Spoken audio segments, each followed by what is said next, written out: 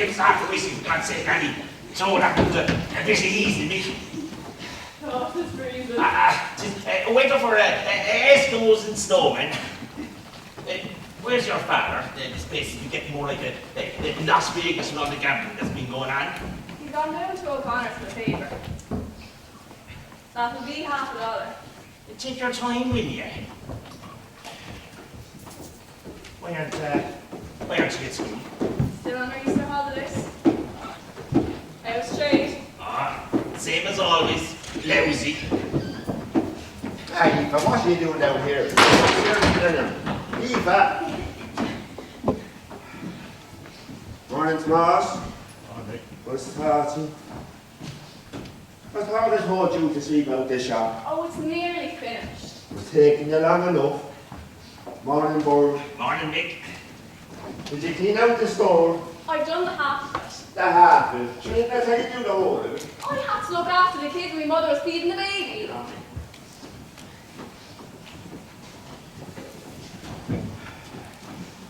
Hey, Eva, come on. You get upstairs for dinner. Eva, will you come out of here? Come on, get up. Will you bring up when we're over for dinner? Yes, Dad. And ask your mother to be ready soon. Yes, Dad. And finish off that story and hear all about it from me. Yes, Dad.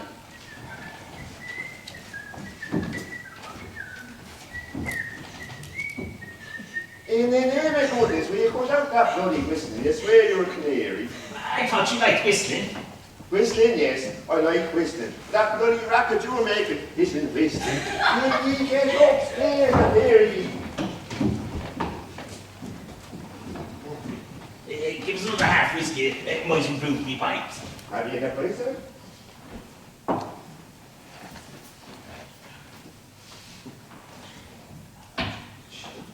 Who did you take down now? Take down. That's illegal, that is. I could have you put in jail for that. I pity you didn't have any witnesses to pay me better than cat buying. There must be great money in car buying these days. Not as much as there is in auctioneering. Very funny. Very funny. Don't forget, I have to use my head all of the time. Not half as much as I do. Did you ever try to take down a small farmer?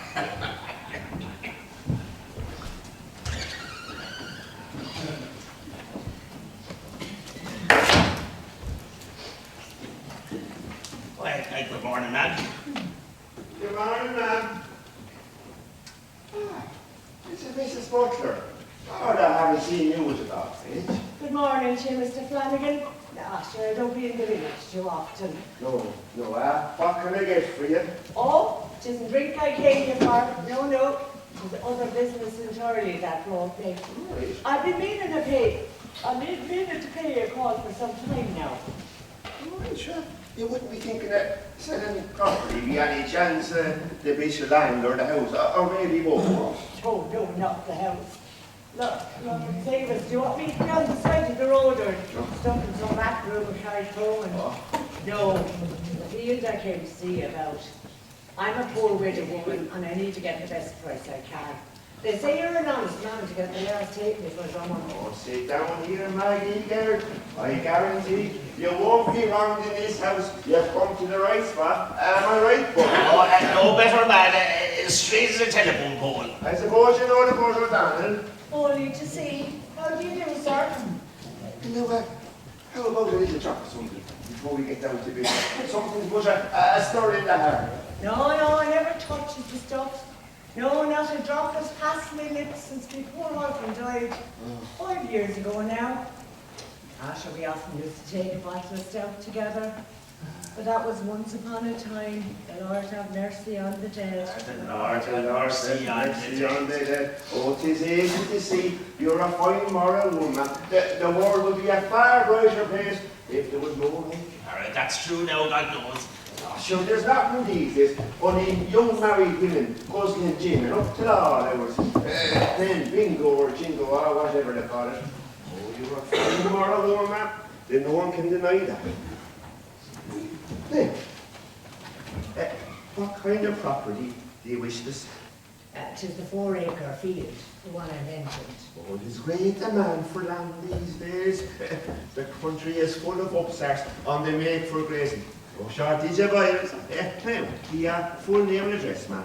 Maggie Butler, Mrs. Margaret. Her. And his address. in Siobhan, Carrickthomond.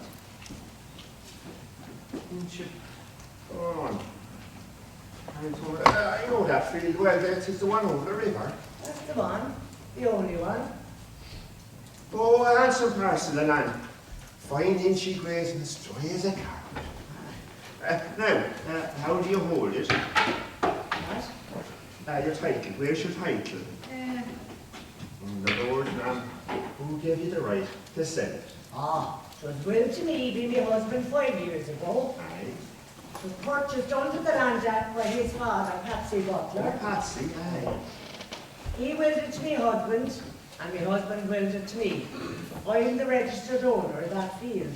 Oh, that's fair enough for anything. I know that field. You let the grazing to the Bull McCabe. That's right, sir. He has the grazing, but only till the end of the month. Oh, what fancy the bull won't want to see being bought by an outsider. It's his more than his own land. And proper order too. And now, well, what's the acreage? There's 3 acres, 1 rood, and 32 purchase. Bordering the river, with a passage to water and a passage to the main Carrickthomond Road. It is well fenced, mind, and there's a concrete stall down in one corner, down near the river. There's 2 5-bar gates, and I have the folio here for you now. 2 5-bar gates, yeah. 668428. 6, 6, 2, 4, 2, 8. And the valuation? £3, 10 shillings, poor law. Under fee simple, I take it. Be simple. Yeah. And the solicitor? Alfie Nesbitt. Oh, no better, man. Bull McCabe won't like this. You're telling me. Mr. Flanagan, the highest bidder will get that field. In fact, it is sure. But the bull is sure to be the highest bidder. He needs that field. And now, Mrs. Butler, Maggie, I'll stick a notice in the paper this evening, and I'll get 32 bills printed and ready for the day after tomorrow. God bless you, Mr. Flanagan. Oh, give me a job, man. Give me a job. I suppose you'll have a reserve. Yeah, you'll put a reserve of £800 on it. But you lost over £200 an acre, huh? But it's good ground. Well, worth every penny of it, and it's well situated. Oh, true for you. True for you. Oh, you get every last brown copper for it. I'll make sure of that. Well, 'tis all I have apart from your widow's pension. No. Lord knows you can't live on that. No. God reward you if you get a good price for me. Now, is there money going to you? Oh, no, that will come from the purchaser. Now, let me see now. Sure. We'll put a date on her there. Let me see now. We'll go with the 5th of April. 5th of April, please God. Oh, I'll please, see God you is then. right. And God is good, man. God is good.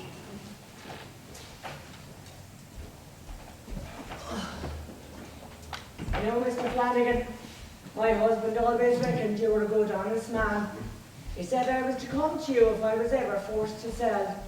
And he was a good, kind, decent man, God bless him. He was, to be sure. A good, kindly, innocent man. Good day to you now. Good day to you, man. Good day, sir.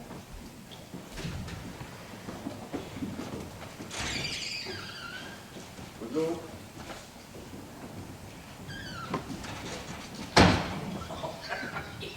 You have a nice tricky job facing you now. I know it. But business is business, but and business comes first with me. The Bull McCabe won't like it. The good likes or don't like is nothing to do with me. I have me job to do. Bird, Maybe. your dinner's ready. Good. I'll go right up. Here, come. Type up with a copy of the copy. He's a list for me. How many do you want? She'll make it 3. Aye, 3 should be enough. And the board will carry one up to the printer, so you're done. All right. Well, don't be too long. I'll be going to the hairdressers when you come down. Oh, what's that? Nothing's up. Only that it's 6 weeks since I had my hair done. I'm sure didn't you get your hair done before this? I don't like rushing me dinner. There's no one ever stopped you getting your hair done before. No one. Only 9 kids. And the baby's asleep, so you need to turn on the wireless. I was just trying to want to listen to the news. You can go without the news for one day. What's for dinner anyway? Corned beef and cabbage. Again? What do you expect? Turkey and ham? Oh. Well, if I have to eat another cabbage, I'd have to put on a second that. Well, no matter what you do, they are to have. What's for dinner, he asks. Ask him in the morning what he wants for dinner, and he'll tell you it's too soon after his breakfast.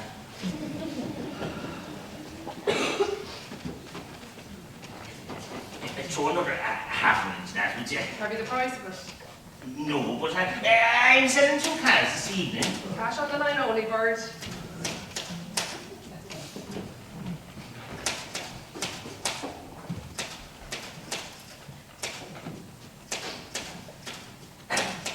By God, but you're an amazing woman. The way you keep up your appearance, I mean, well, after 9 children, you're still the best looking bird in Carricktown.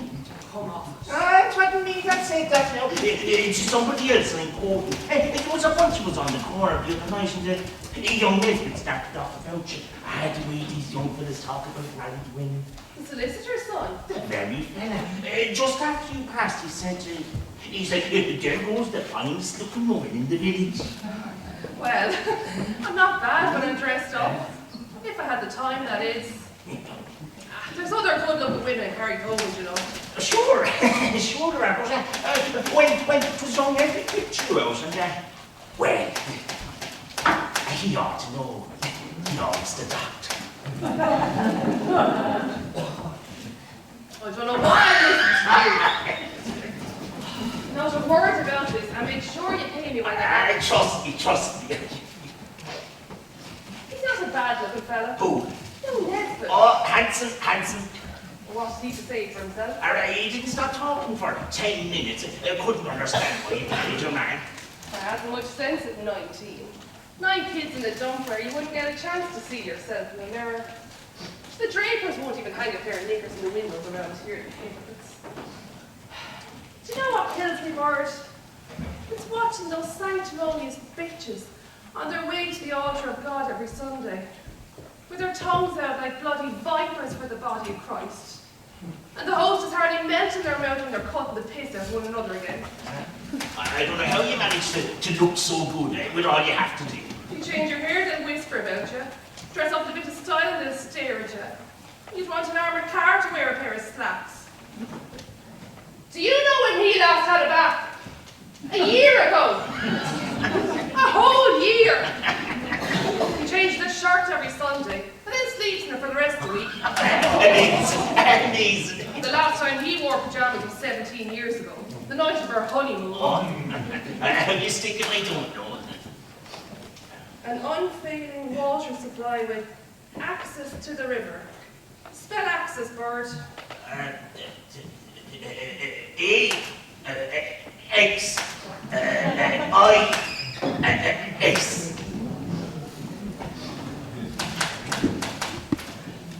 Was old Maggie Butler in here? She only just left. How's the bun? Who gave you the right to call me Bull? You have notions beyond your station. Sorry, bun, sorry. We'll drink He's upstairs finishing his dinner. 2 bottles of stout and 6pence worth of them roundy biscuits. You off. Short time, short. Oh, wait a minute. Down there. Have a drink. Half whiskey, maybe. 3 bottles of stout, maybe. That's right. What do you suppose? I'd say Dean was all. Right. Sure, wouldn't you know by the cut of him? I'd say so too. She was putting the field up, wasn't she, Bird? That's right. 5th of April by public auction. You have a good ear, Bird. She made no secret of it. You think she might have told us? Will he be long more? It shouldn't be too long. The 5th of April, you say?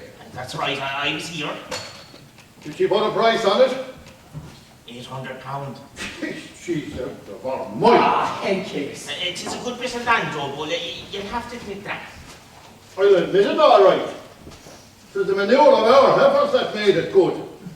5 years of the best cow down in Callick and £40 a year rent. That's £200 in rent I pay alone. Not costing the count of the cow dung and the thistles were to be cut year in, year out. To me, that field is not worth any more than £400. I think if she got £200 more for me, she'd be well paid.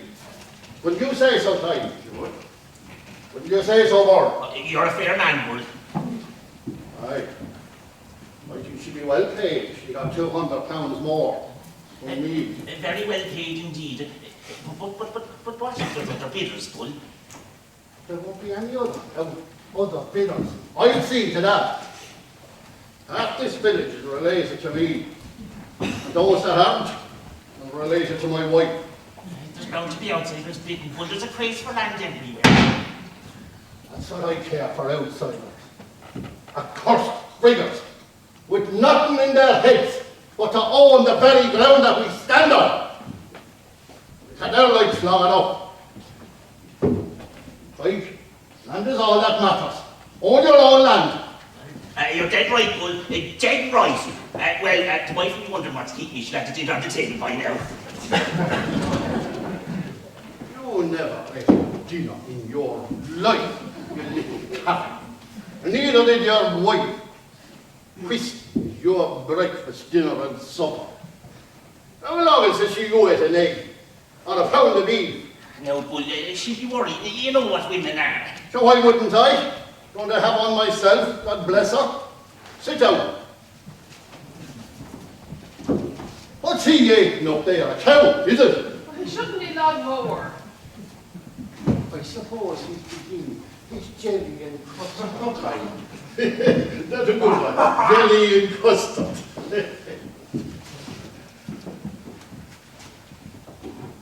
Oh, that.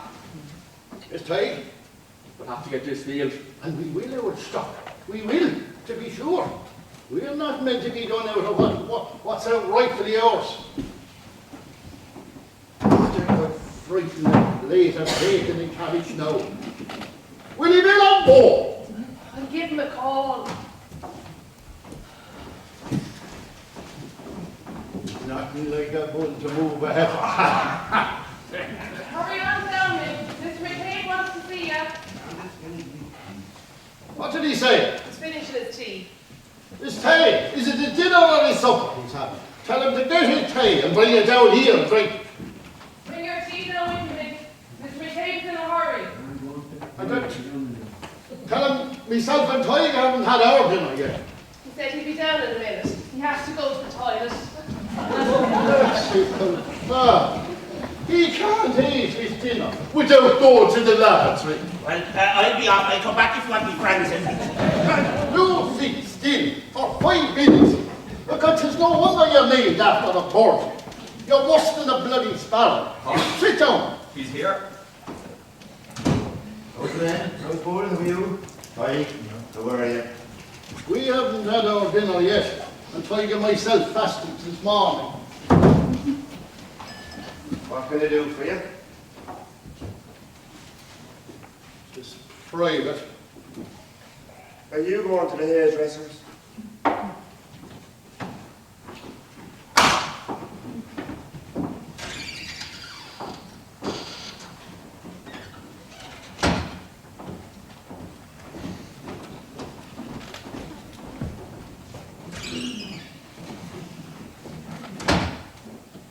Now, what seems to be the problem? The board here tells me that you have a field for sale. That's right. You're aware of the fact that I have the grazing, I've had it for the last 5 years, and I have the grazing of it now. Yes, I am. Of course I am.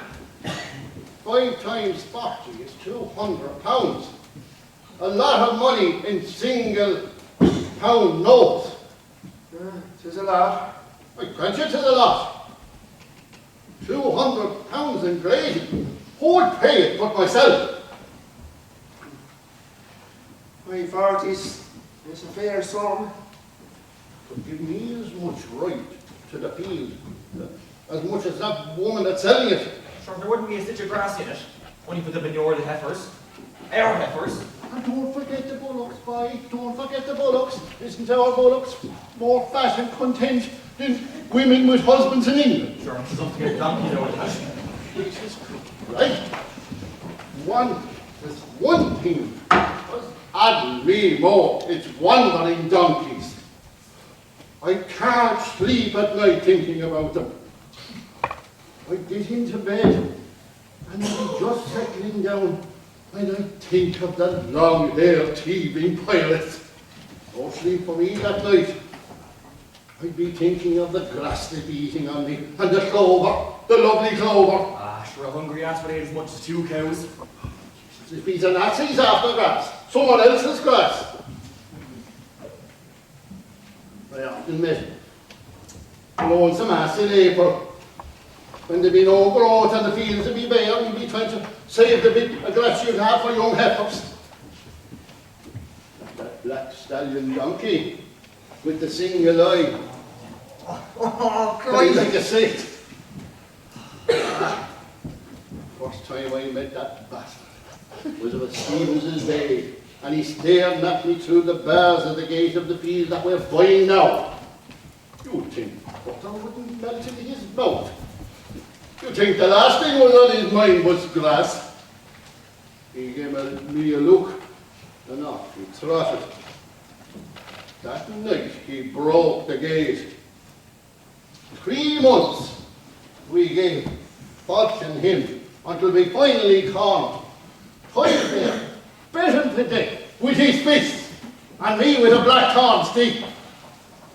You mean to tell me I have no claim on that field? And any old stranger can come in and bid against me. What's rightfully ours after we chasing every Canadian jackass in the countryside out of it? And now, Bull, be fair. She's entitled to get the best price that she can. The field is legally hers. And she'll get a fair price. I'll hand you over £200 now, and you can give me your receipt for it. £200. Jeez, Bull, you're going to have to do better than that. Anyway, it's up for public auction on these premises on the 5th of April. It's out of my hands, Bull. Sorry. So the bill's out yet? Not yet. Did you notify the papers? I'm just on the point of doing it. And the point of it, but it's not done yet. If it goes to the papers, you'll have 20 bidding for it. We can't have that tight, and we won't have it. The auction will have to be held. And let it be held. There will be nobody here but ourselves. You know well, Bull. There'll be more than you interested. That's a good bit of land.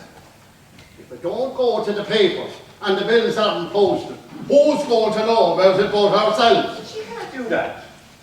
Why not? You did it yourself. It was done before. This is different.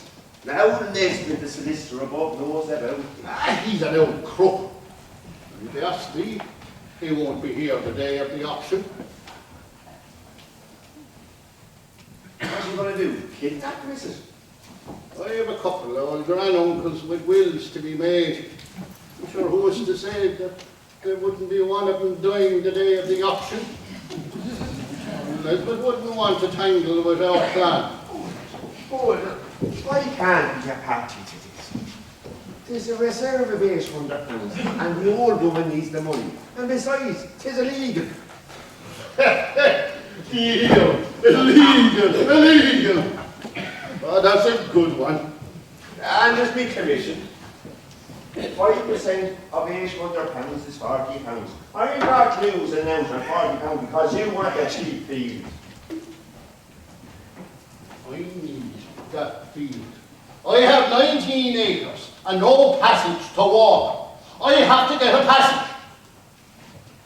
I'll pay you the £40 the day of the auction if my bid is accepted. Yes, I'd like to get that in writing. You'll get no writing from me. You want me to be hanged? I sign nothing. Look, you needn't sign over the land to me until I place the £40 in the palm of your hand. That's fair enough, frankly. Isn't it, Bird? It is reasonable. Something for your board too. Don't forget the board. Jesus, you don't seem to understand that this is highway robbery. Because what's robbery the other way around? What do you want? Some hand-blasted shagger of a stranger to get you? And what about Maggie Butler? 'Tis her field. I know I'm bloody Elsie. It's as much mine as it is her, God's Flanagan. sake. Listen now, Flanagan. There's nothing stopping the boycott of your shop. What do you mean? There are 100 relations of mine in and around this village. One word from me, and not one of them would ever set foot inside this shop again.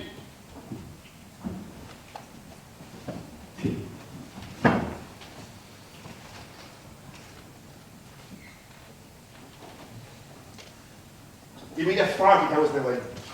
I'll give you the half of it now. I'll give you 20 today, and I'll give you 20 on the day of the auction, if my bid is accepted. Fair enough? The 40 up. Fair enough. But the bird better keep his trap shut. The bird don't like to get his feathers wet. Do you know, bird? There's many a deep hole down by the bank of that river. And who's to say how a man might lose his footing? My lips are sealed. Now, here's 2 £10 notes. Bird here will act as a witness. Come on, put your hand here, Bird. All right. As God is my judge, God is my judge. I swear by my solemn oath I swear by my solemn oath that I witnessed the receipt of £20 by Mick Flanagan that I witnessed the receipt of £20 by Mick Flanagan of the first part, of the first part, of the person of Katie McCabe of the second part, of the first part, and Katie McCabe of the second part. herein affectionately known as the Bull McCabe. I'm no fool when it comes to law advice. I'm as big a rogue as any solicitor. I'll have to get the bills printed, man. I'll get the lock board as soon as come out for the print. Solid thinking. Very solid.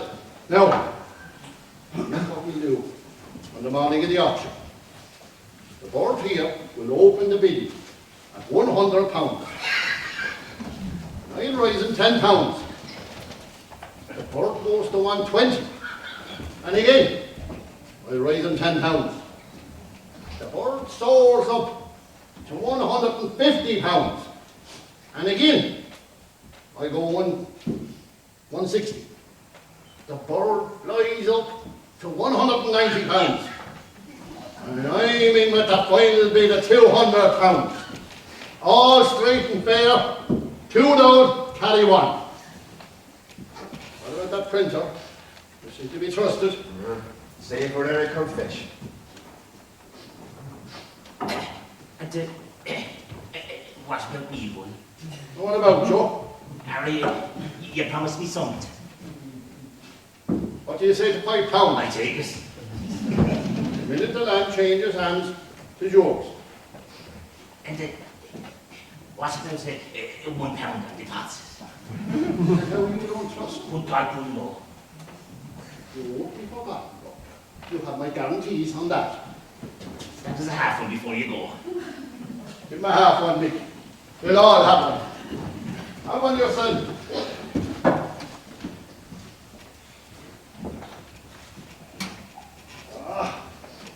I've watched that field for 14 years, and my father for 40 before him. I know every river grass and every thistle and white thorn bush. There's shamrock down in the southwest corner. Imagine that, Shamrock. The northwest is bound by 40 slow bushes. Some fool planted them there years ago, but they're a good hedge. This is a sweet little field. It's an independent little field that wants aid. Well, you'll have it soon with the help of God. And there was Maggie Butler's husband died 5 years ago. I knew he was dying. I knew it by the writing under his eyes. I knew the wife was feeling the pinch lately. I knew it'd be the writing on her forehead and in the wrinkles of her cheeks. She was feeling the pinch of hunger. But I swear to you, I could tell what a man had been thinking by the writing on his face. Have no fear in evil. Sure, I won't show a stock. Sure, don't I know you're to be trusted above any other man I know? Sure, I like the dinner. There's no healthy young man for you now. When he's not chasing women, he's chasing ladies. Right? Marrying my son, marry no woman unless she has land.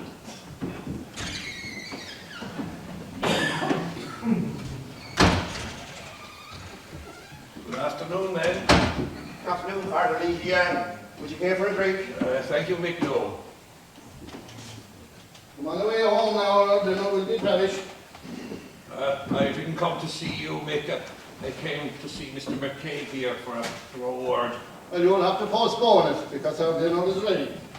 Well, this thing won't take long.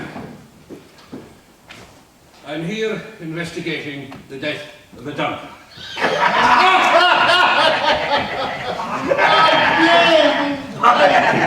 He's investigating the death of an ass.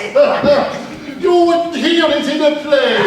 Oh, the same old law, the same old dirty English law. Nothing ever changes. Maybe not, but I'm here to ask yourself and your son a few questions. You're out of your mind, Sergeant. Come on away, Ty. You had nothing else to do. What about all the murders and stabbings that are going on? We've more in your line to be investigating those. Right? This fella's brains are like the rest of them, in the arse of his pants. That's enough of that. Sit down and answer my questions. Sit down or come to the barracks. Oh, sit down, Ty. There's more thought about old donkeys in this world than there are Christians. Where were you last night? Yeah, well, you know. Where were you last night? Where's that we were again now, Dan? We were at home playing cards, Ty. Until what time? Good morning. And did you leave the house during that time? We may have gone out to the backyard for a few minutes. Or is that against the law now too? Can you prove that you didn't visit Mrs. Butler's field over the river on that night? And my son, oh, if we left the house for more than a few minutes. You have that field taken over for grazing, haven't you? Everybody knows that. Well, can you prove you weren't there? The bird there was playing cards with us until 2 o'clock in the morning. Is that the truth, Bob? Gospel. Well, the donkey was killed around midnight. His cries were heard by a couple walking along the river. They reported it to the SPCA, who in turn reported it to the barrack orderly now. What I want to know is where were ye when the donkey was poisoned? I wasn't poisoned. How do you know he wasn't poisoned? Because there's no poison on our ground. That's why. That's how he knows. And you needn't be doing the smart man with your dirty, tricky questions. What is he but an innocent boy who never told a lie in his life? You don't care once you get a conviction. I'd love to know where you disappeared to when there's thinkers fighting and law-abiding citizens getting stabbed to death in the street. But you say you're at this man's house the other night. When I say you're a liar. Y'all heard it? Y'all heard what he said? You call me a liar, Sergeant, and no man does that to the All board. right, I'll take it back. I apologize for calling you a liar. You better not do it again. I wasted my time. There's nothing in your head but pigs and cows and pitiful patches of land. You laugh when you hear that an old jackass is beaten to death. But a man might be beaten to death here before you give a damn.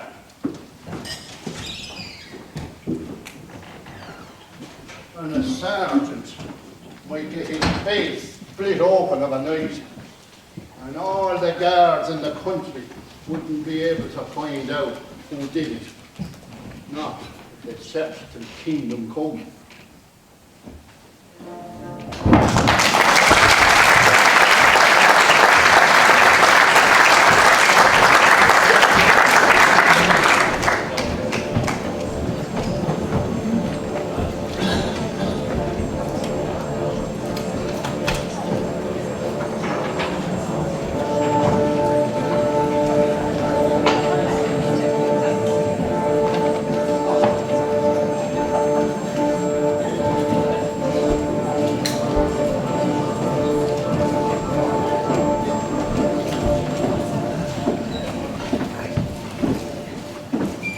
Eva, you go upstairs and look after the baby, please.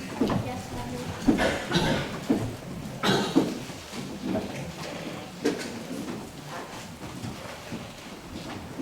Another half biscuits there, don't you? Just enough. Close that bloody door. I'm perish.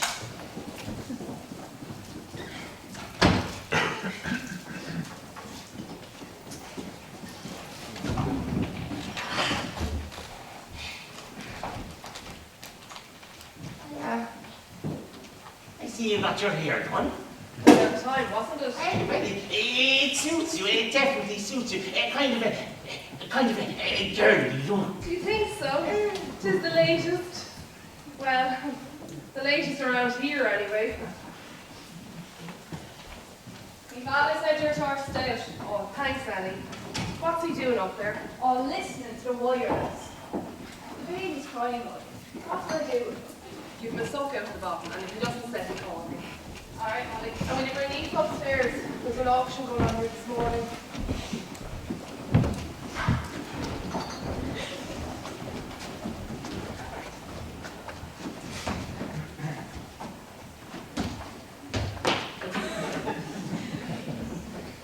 Bird. You'd hook a fire quicker than you'd hook a 13. Get out! Go on!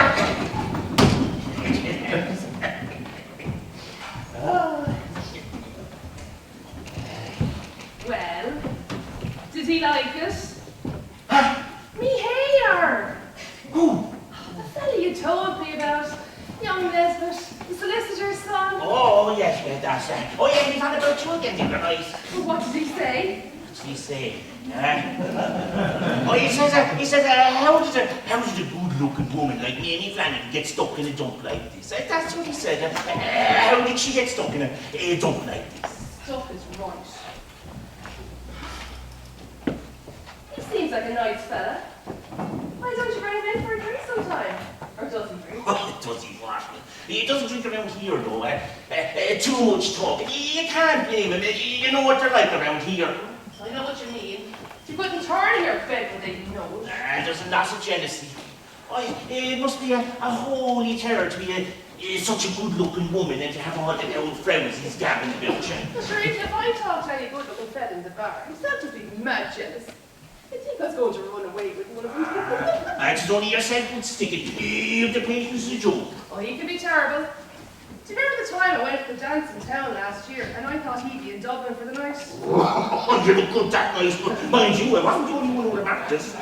4 years since I was at a dance, and imagine, on that one night, you get a lift home unexpectedly. What did he do? He waited up till I came home. I invited a few of the boys in for a drink, and he hiding all the time in the stairway. Heard every word we said, and look at God, 'twas all innocent. Oh, he got a great sucking. It's a pity I didn't know he was listening. I'd have stuck in something with him. A pity. It would have been great, Gat, if we all knelt down and said the rosary. But what happened? What happened? He waited till the boys were gone. There he was, sitting on the steps of the stairs as I was going up. I thought I'd dropped it. He struck me, and I fell down the stairs. I pretended to be unconscious then, and that frightened him. Oh, you should have heard him. The lamenting would bring a laugh from a corpse. Good, go on. Wake up, babe! Wake up, me little darling! He never called me darling before, not even when we were courting. He got a bit annoyed then. Wake up, Amy! Will you wake up in the name of God and don't disgrace me by being dead? Oh, wait till you hear what happened next. Wake up, says he, and he started sobbing. Wake up, you bloody bitch! Do you want to have me hanged? He said the act of contrition into me ear after that and rushed over for the doctor and the priest. I had a brandy while I waited. And this is priceless. Bert, were you ever anointed? Oh, it's a lovely sensation when you aren't sick and more soothing than getting your hair done. Something like a massage.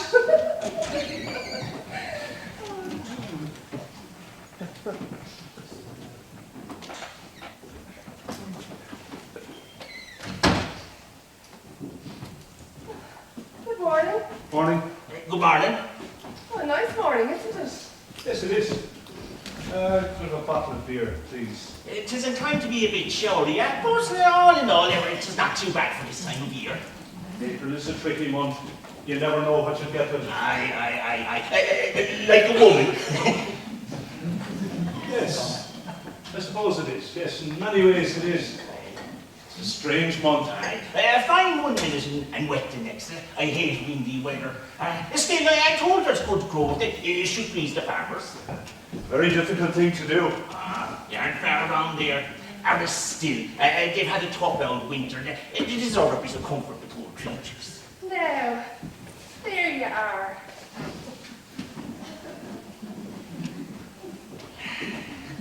Look to you. You care for a drink, sir? And why, yes, indeed, a large whiskey, maybe, please. You're a stranger to these parts. Well, my wife was born around here, so I'm not a stranger. Not a complete stranger, that is. Where was your wife born? About 6 miles away, a place called Tubber. What was her name? Connolly. Connolly. I can't seem to place her. Neither can I. That wouldn't be hard for you. There's nobody of that name in Tubber now. They all moved to England about 20 years ago. And, are you from around here? No, I'm a Galway man. I live in England. I'm there about 12 years. Me, if I had my way, that's what I'd like to stay. Is your wife with you? No, she's still in England. She may be joining me soon. It all depends. Oh, you're on holidays. No, business. That's why I'm here. There's a man of a house about. I'd like a few words if he's available. He's upstairs. I'll slip up and get you. It's no trouble. No. Will you have a drink yourself? I should have asked you when I came in first. Oh, I don't know that I should. Go on, for God's sake, you're only young once. This is our local beauty queen. Oh, don't mind him! Oh, it'll have to be a quick one. I go on, I pass her heart, we won't tell. And I'll have a drop of brandy. Okay, so this one is game as any. Here's cheers. Good luck.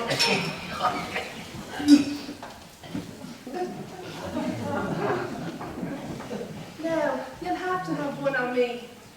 No. Stick with this one. It's far too early in the morning for me. I wouldn't say no, maybe. Well,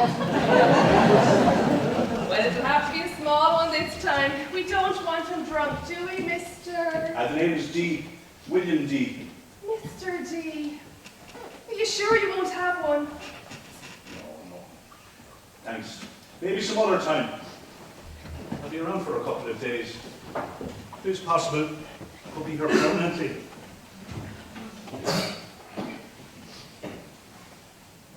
Is Michael Flanagan your husband, the auctioneer? That's right. I'll go up and get him. Drop in again sometime. Anytime. Bert? Amy? She seems like a nice woman. Oh, come here now. be saying this to anyone.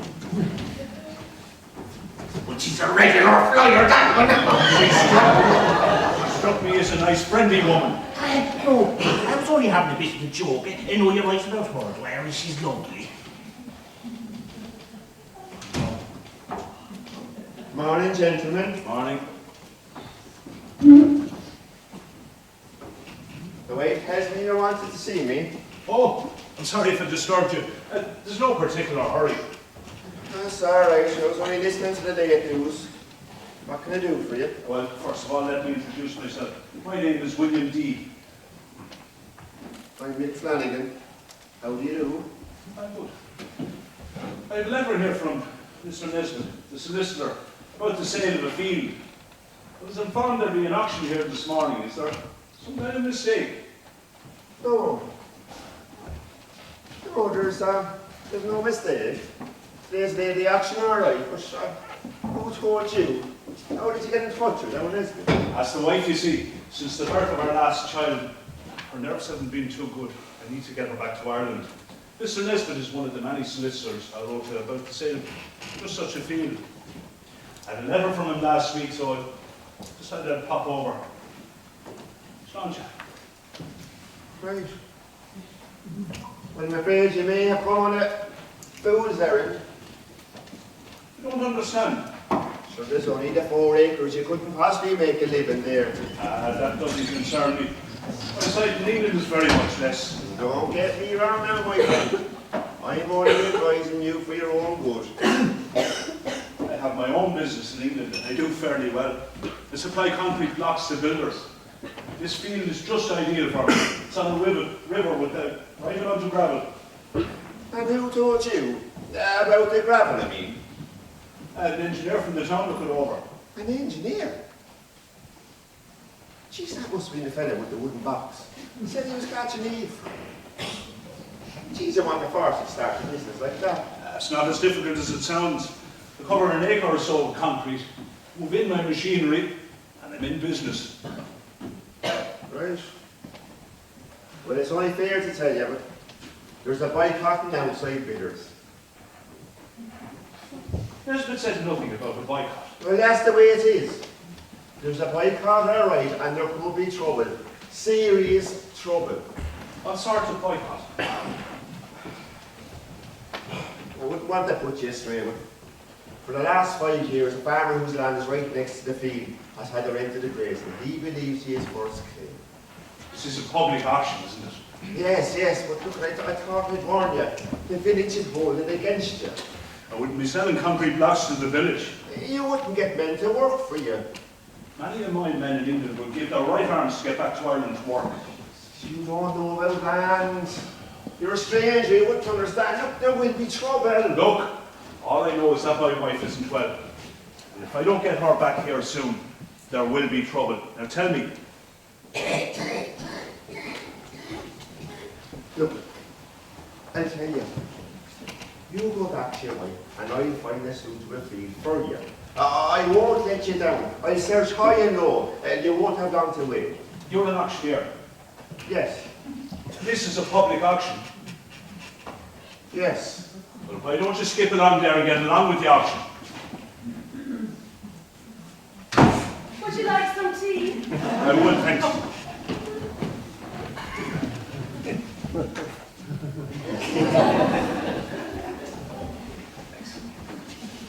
Do you know what he's doing? No. He's making for the field. Oh, what's so terrible about that? For Christ's sake, woman.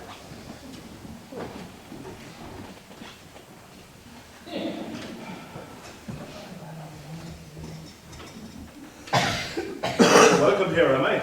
I've nothing against you, person. And I've nothing against you, personally or otherwise.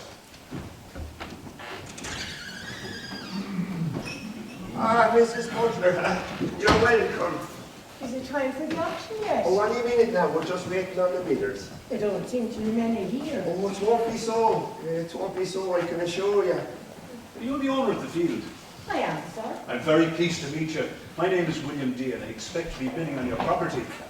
Maybe it'll be better if you were here on the start of the auction. Why don't you walk with me or upstairs for a cup of tea? Maybe. Listen. You're going to do your best for me now, Mr. Flanagan. Oh, aren't we do our best, the very best. Aye, aye, aye. you? And you'll be sure to call me now. Oh, to be sure, to be sure. Come on up, Maggie. Aye, man. Mind the times. Mind As a prospective buyer, I have a right to know everything about that field. you know too bloody much. I know how to look after myself.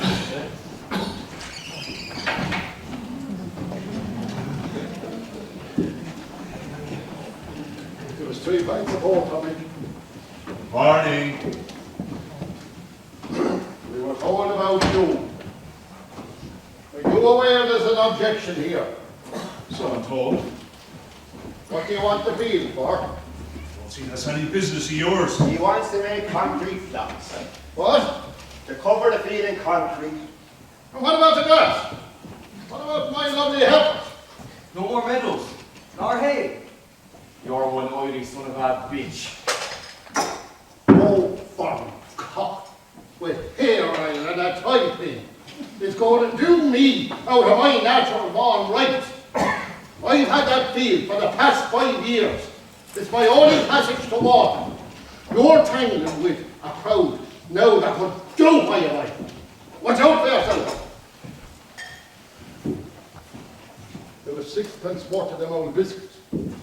Isn't it time you're getting along with the auction? If you know what's good for you, you won't bid. Sell it bread. Make what you like of it. If you care to make yourself clear, I certainly will. If you fancy yourself, you can have it here. Hey, be your age, boy. Mrs. Butler. I'm sure you'll all agree Mrs. Butler should be present. She is the rightful owner of the field, I believe.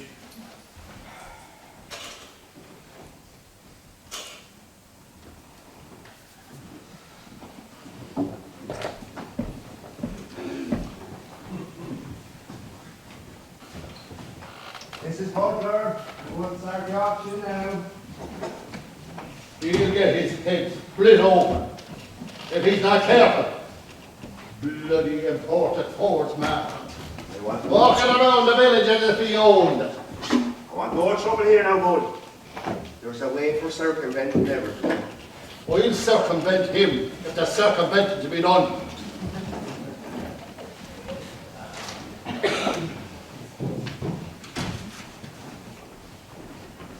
Mrs. Butler, take this.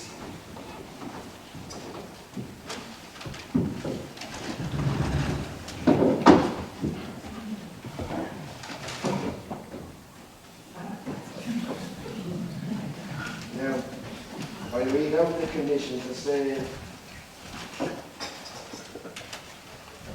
number 1, the highest bidder shall be the purchaser, and if any dispute arises as to any bidding, the property shall be put up again at the last undisputed bidding. There will be a reserve price, and the vendor and her agents will be at liberty to bid. No person shall advance less than £5 at any bidding, and no bidding shall We'll be... see the dirty hand of the law in this. 2, the purchaser shall immediately, on being declared as such, pay to the auctioneer 1/4 of the purchase money as a deposit, together with the usual auction fees of 5% and so on and so forth. Law. Jesus, that's the deal material. All the money in Carrick-Thomond wouldn't pay for a suit that led to that law. And now, the particulars and conditions of sale. Particulars and conditions of sale by auction of the undermentioned property, pursuant to advertisement duly published for the purpose Jesus of... merciful God! That's the rigmarole. We'll just get on with the bidding. Now, this land, as you all know, is well watered and well fenced, with a carrying power of 7. Aye, thanks to me and Tig. Was our sweat that fenced it and the manure of our cattle. The manure of it. Come on, man, get on. Do I hear an opening bid for this excellent property? I repeat, ladies and gentlemen, will someone bid me for this fine field on the banks of the Ironshot River? This property of 3 acres, 132 parcels or thereabouts. This green, grassy pasture. From Come on now, do I hear an opening bid? Will someone bid me, please? Do I hear a bid? £100! I hear you loud and clear, sir. I have £100 for Mr. Ford O'Donnell. Do you hear any advance on £110. £110 for Mr. Taylor Gibb. Any advance on 110? £120! 120. Any advance on 120? £130. 130 for Mr. Taylor Gibb. Any advance on 130? £150! £150. £160. 160. Any advance on 160? £190! £190. Do you have any advance on 190? £200. £200. Do you have any advance on £200? On 200. I have £200 for Mr. Taylor Gibb of Inchipon. Is this to be the final bid? There is a reserve, and I will negotiate by private treaty with the highest bidder. Come on now, ladies and gentlemen, before it closes public auction. Is there any advance on £200? Guineas. Any advance on £200? 200 guineas. Oh, what's guineas? He's a the squire. Like, there's no such thing as a guinea going around these days. All right, I'll bid £300. I need £300. Do I have any advance in £300? Do I hear 350? Do I hear 350? No? In that event, I call a recess for the day and negotiate by private street. What time do you propose to start tomorrow? Sometime in the morning. We can't all be on the dot like you. These people here are hard-working people with little time to spend. What guarantee do I have that you won't close the deal with him? Jesus. Let that be the least of your worries. Everything is nice and legal here. Well, I assume my bid being the highest, you'll give me something in writing until the morning. You'll get no bloody writing from me. You'll be here in the morning if you want to bid again. Bid? Again? Against who? Bid. Till this woman's reserve is reached. There's no one going around an old woman. Not while I'm still on my feet, mister, and I can give you a guarantee of that. How much is the reserve? £800. Well, that's not beyond me. I am willing to bid again. When can I see the field? Stay away from that field. There's cattle of ours in that field. Hey, if the field is for auction, I'm entitled to see it. Use your head while you're still able. Stay away. That's right. Get the hell out of here now, while you can. You can see my field any time you want, sir. You shut up, you. Shut up, you fool. What about my claim? There's no claim. You look out for yourself now, you. Look out for yourself. I'll be back in the morning when you're open. That field is mine. Remember that. I'll pay a fair price. God almighty. It's a sin against God and man to cover grass and clover and concrete. Oh, I'll have to be going, Mimi. There's no one in the house, only myself. You shall remember that. Get out, you, while you're still playing. I'll be back tomorrow morning. When I am, I'll have my solicitor with me. You might be back with more than your solicitor.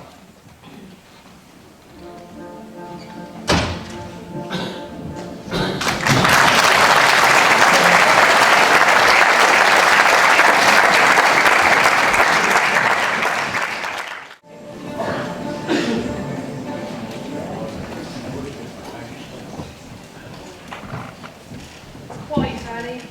You could have gone out with your friends. I'd rather be here with you, but you go out for a walk and I'll be okay. There won't be anybody in for a while. The funny thing is, I'd rather be here with you two. Leave me back and roll like a good girl.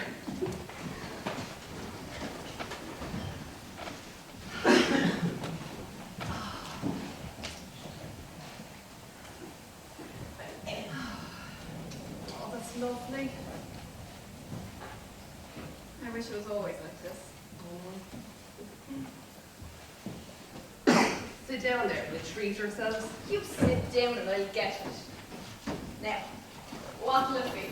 The sky's the limit. I'll have a drop of brandy. Are they asleep upstairs? All sound. Small drop of brandy.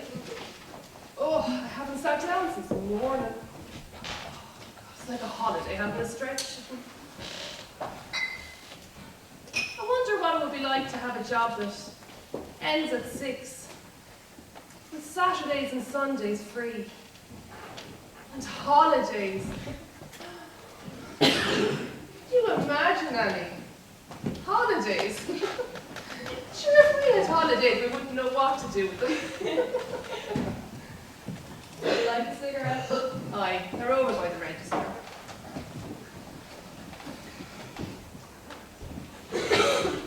You're a great girl. Long life, Annie. Same to you, what?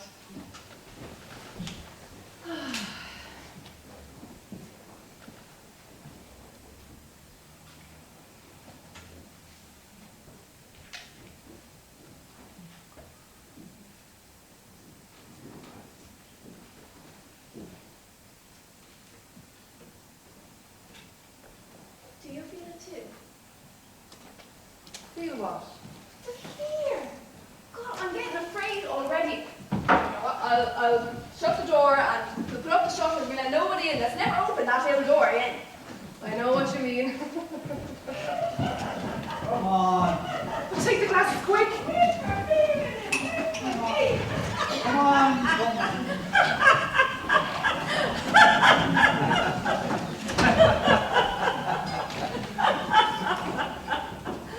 Good evening, Mary. Dandy, Mrs. McCabe. Hello, baby. What can I do for you? Oh, give us a gargle first. What do you want? I have a tinge of peppermint. You pour a peppermint and give me a drop of rum. I'll get them locked off. Good girl, Annie. The boss He should be back shortly. would do just as nicely. I would pay him for that acre of bog. Will you see if he has it in the books? Sit down there, I won't be a minute. Oh, come on. Come on, come on, come on, come on. Sit down there. In a place where I can be admiring you.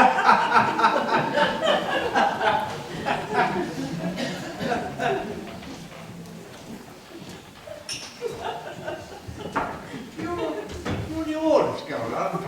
Yes, sir. Call me Dandy. They all call it to me. Them that don't do it to me face, do it behind me back. What's your name? Annie. Annie. Annie Dandy. Annie. Dandy. Yeah. I knew your grandfather, Lady Flanagan. There's a man he was. There's a man he was, yeah. Too fond of his draw. Good man's case. Anyway, come here. How much is due to you? 3 shillings. 3 shillings.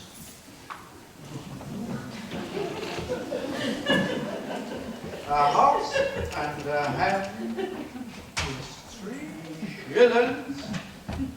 And a town for yourself. Thanks very much. Thanks pretty much dandy. Thanks very much, Dandy. Simple, isn't it?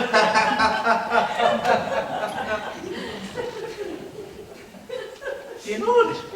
Yes, Dandy. Married 24 years and never a cross word between us. That must be a record.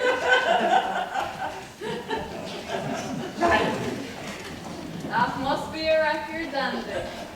And I'll tell you something else. To go no further,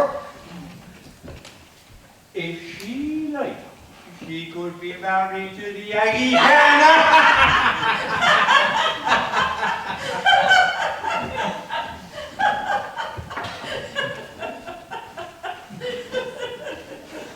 Remember when I was in the army? Oh, love at first sight. why I brought her to town tonight. Go on, yes. Oh, I couldn't guess, Andy. Follow the man. Shake hands up. To go no further, I'm going to buy an aeroplane for her.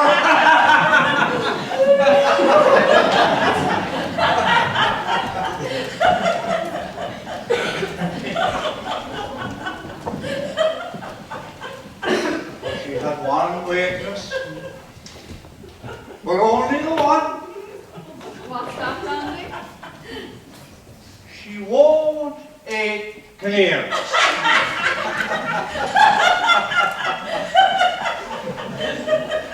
I boiled the canary for her yesterday. I stuffed them with ginger. She wouldn't look. I had to give it to the mother.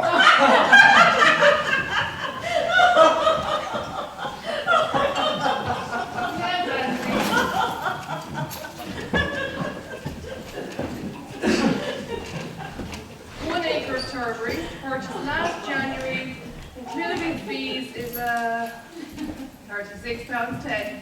Is here all right, Andy? I'm here too. Here's your money, mammy.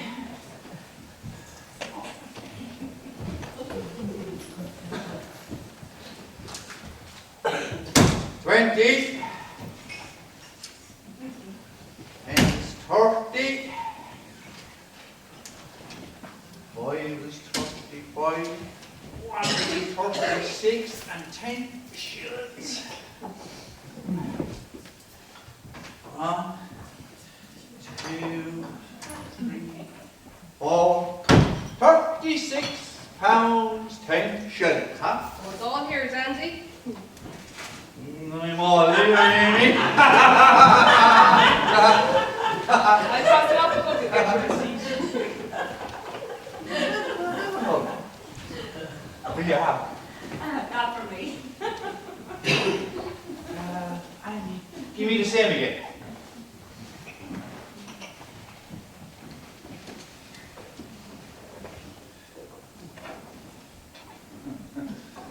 Now, there's a hammer that never drove a nail. Ladies and gentlemen, I have here for sale one prime farmer's hut. 15 hands, sound in wind and limb, and steady as a butcher's tail. Do I hear a bit? Do I hear a bit for this prime specimen of womanhood? You, man. You seem a decent young woman. Do I hear a bit? And do I hear a bit? I'll take a bit anyway. He has 2 medals for making toast, 4 medals for making pancakes,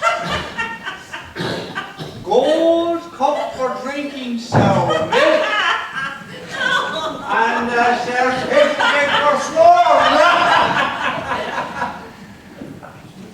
You came, Dandy. Got the stick of the water. One. Hi. Your receipt, Andy. Thanks.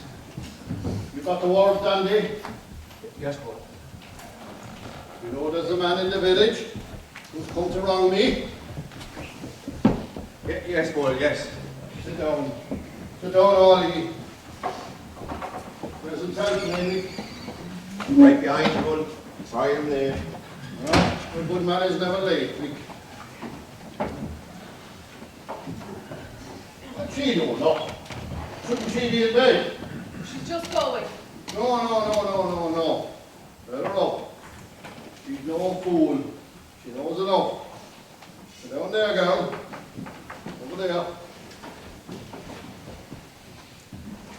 Now, I'm a fair man, and I want nothing more but what's my own. I won't be wronged in my own village, in my own country, by an imported land grabber. As sweat I've lost will not be given for nothing. A total stranger has come, and he wants to bury my sweat and blood in concrete. It's the law of God and man, and I was never a person to bow my head when trouble came, and no man is going to do me out of my natural born rights. Now this robber has come out of nowhere, and he's nothing less than a robber. Ye all know what the cure for a robber is. He must be given a fright, and a fright he's going to get. But people forget old friends when there's danger. And this fella gets a fright and a bit of a baiting. We'll have the civic guards going around asking tricky questions. And ye all know what the civic guards is like. But what are friends for but to pull one another out of houses? What neighbours and relations for? Only to love one another, as the gospel says. So, when the civic guards come around here with their noses and their tricky questions, all of ye remember that Tig and myself were in this pub the time that Robin Gazebo got his just dues. Give him enough just to teach him a lesson. But I want a promise, won't I? To show that we can trust one another. Andy, will you take it all to the Holy Ghost? Sure, boy, sure. And don't worry about the missus. Good man, Dandy. I knew I could trust you. What about Joe, Bart? All right, but I'm not swearing on the Holy Ghost. And what have you got against the Holy Ghost? It is wrong. Did you ever give you a fright? Right. Yes, a fright. Any other ghost you and me will fright the living daylights out of you. But the Holy Ghost never frightened anyone. So come on, swear. All right, bud, all right. Nick? All right, brother. Jesus, don't overdo. Good fright. No more. Now, fill up a bottle of whiskey there for my friends.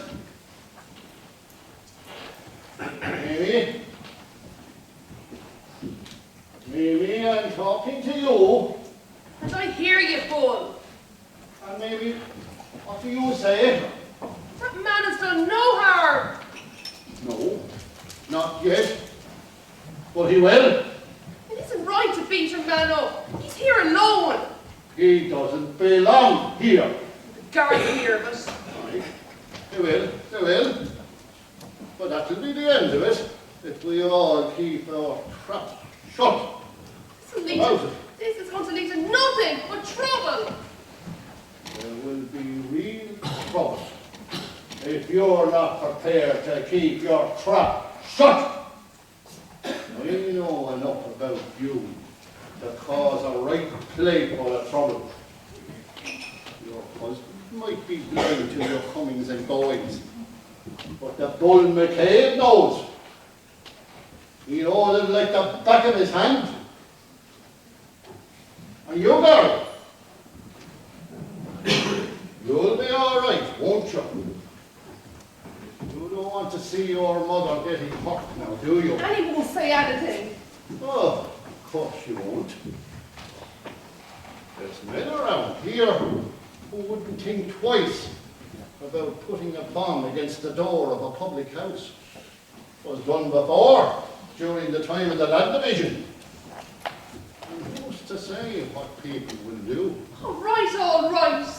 Get the message. Ah, no. Isn't that just grand to know that all your friends are behind you? Now, none of ye will leave this bar between the time that Tig and me leave and when we come back. It will be the same as if we never left. Right, Dandy? Yeah, I'm quite good. No. Good health. Red. Good luck. Good health, maybe.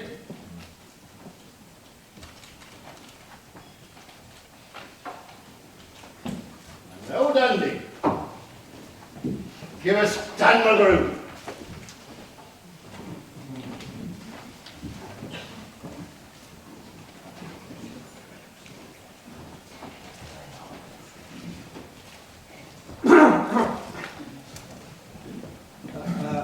A bunch of boys were whooping it up at the Malamade Saloon. The kid that handled the music box was playing a ragtime tune. Back at the bar at a solo game sat dangerous Dan McGrew. And watching his look was his light of love, the lady that's known as Lou.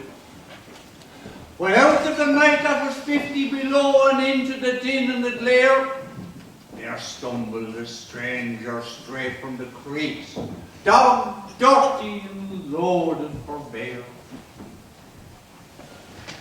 Now he looked like a man with a foot in the grave, but scarcely the strength of a louse. But he tilted a poke of dust on the bar, and he called for a drink for the house. Now no one could place this stranger's face, though we searched ourselves for a clue. But we drank to his health, and the last man to drink was dangerous Dan McGrew.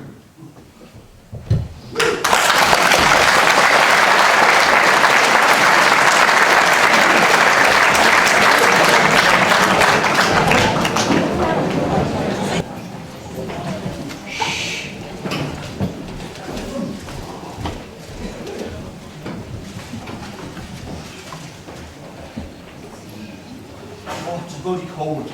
Tis April, boy. Tis April. Listen, you can hear the bus go over the grass. That's the first music was ever heard. A little bit of sun today.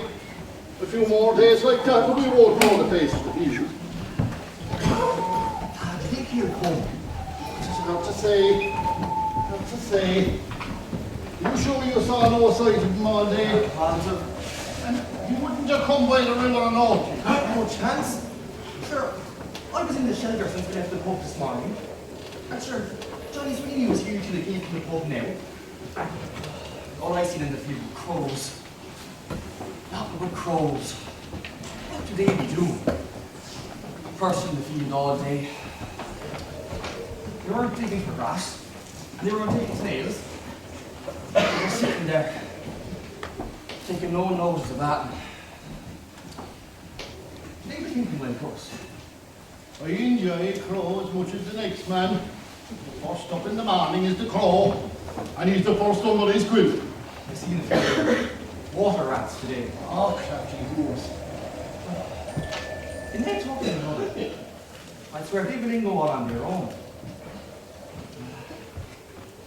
Crafty, sure enough. Oh, but I could watch crows if there was time given over to it. I often laugh at the antics of crows. Them water rats, sure. They say that you see the man fails drastically over the world, but sure. They touch another as well. I say they didn't go on their own. Who's to say, boy? Who's to say? But I have something else on my mind tonight. Besides the antics of crows. Ah, he'll never come now. Just all hours of the night. We'll give it a half an hour.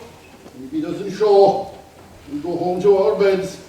God knows I could sleep now. My ma will be wondering. Let her wonder. You'll hear no word of complaint out of her. Dad, Yes, Tig. why don't yourself and man talk? How don't? Tell us that. Sure, I always do with my women. Your mother is a peculiar woman. I won't account for her. She lived me a very strange life all these years. How long has it been? How long as what? Since you spoke to her.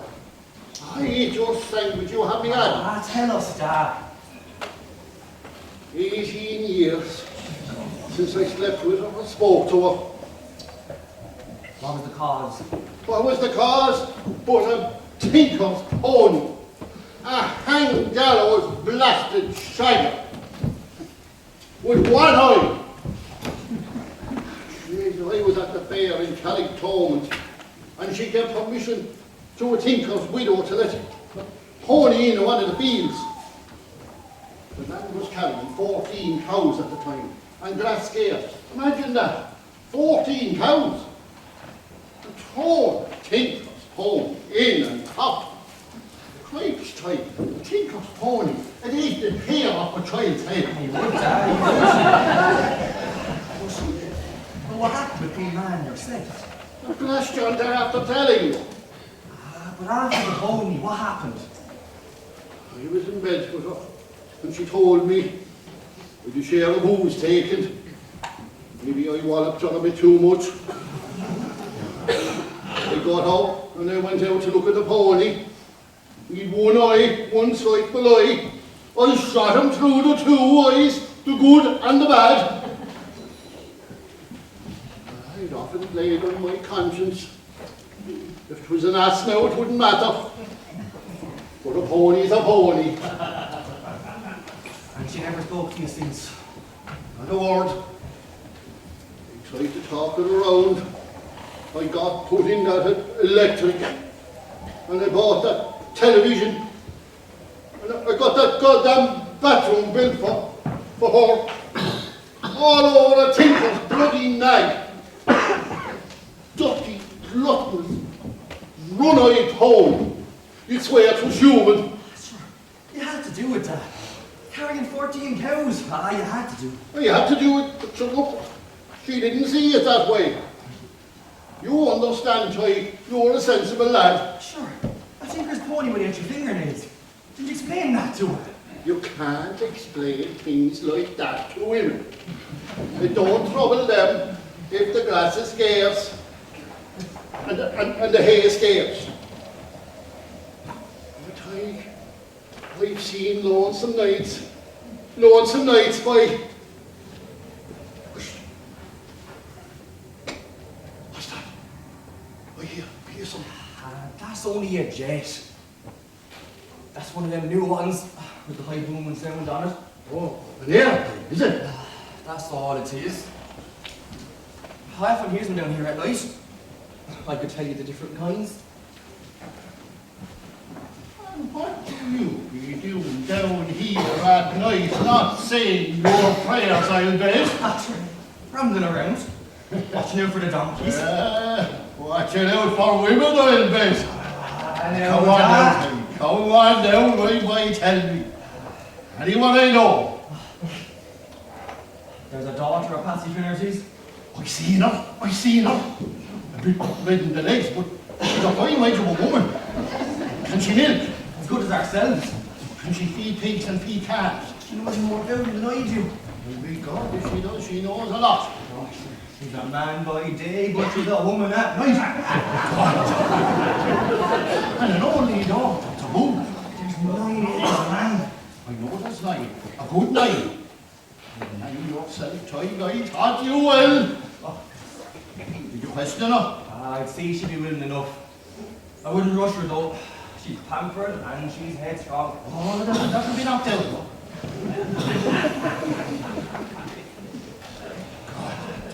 Sometimes I drops a hint and she don't seem willing to listen.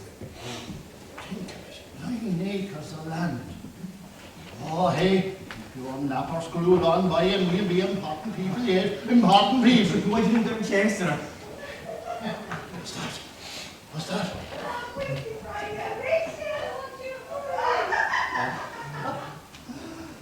That's only good for the young ones going home from the picture in Carricktormont. Would you calm yourself, Dad? You're very jittery. I'm used to my bed at this hour of the night. If he's to come, he'll come. And if he doesn't come in 10 minutes, I'm going to give it over. We'll get no money here, that's all we'll get. I'm sure there's someone now. Ah, you're right. No, Archie, they're in a hurry. Come on, get that coat.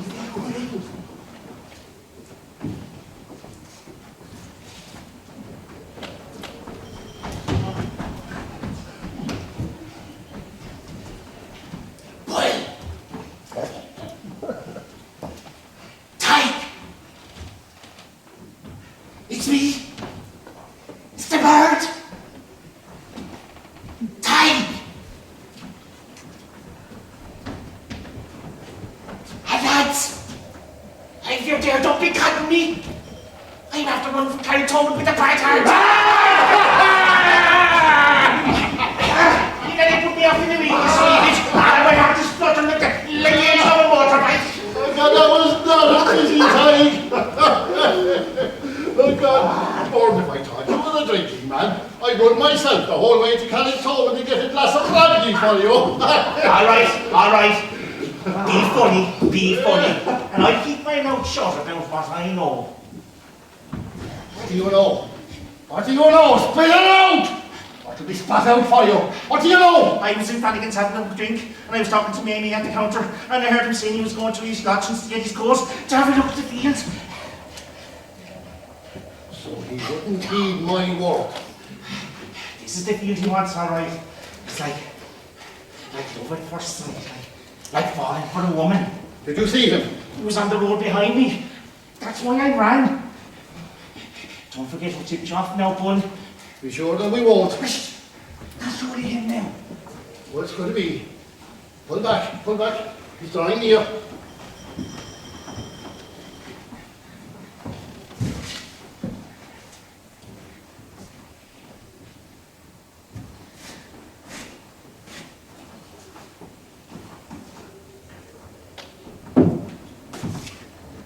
Turn around and go home. Who the hell do you think you are? I have as much right to be here as you do. I'm telling you now for the last time, turn around and go home. I'm legally entitled to view this field.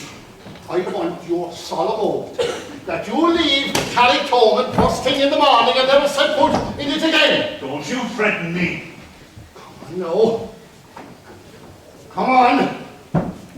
I'm not fooling you, boy. Your wife won't recognize you when she sees you next. And I'm not fooling you, boy. For God's sake, get out of my way. Ah, Jesus, that's dangerous. The hell do you think you're doing? That's your solemn oath. You leave Carrington first thing in the morning. Come on, have a bit of sense. Come on. If you're able. Come on. You won't go me into the sun. Come on. I have a good night's sleep and Ask me if you're able. Hold it tight. Hold it tight.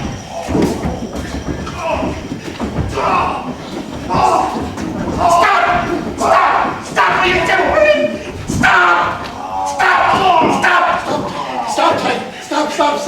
Stop. We only want to give him a fright. That's what he wanted! One time! Stop. Now, look. If there's any questions about this, where were we tonight? What were we doing? We were in the pub. The three of us. All of them on board now. It's against the law, I know it, but it's a good excuse. No. Back across the fields. No one will see us that way. Come on.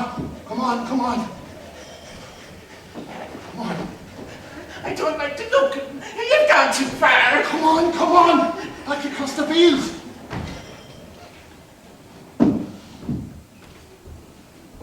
Why wouldn't you stay away? You foolish boy. God, look at the trouble you brought on yourself. With your wife and your family depending on you. Oh, Christ Almighty. Oh, Jesus Christ Almighty. Oh, my God. Oh, perhaps they've got to go.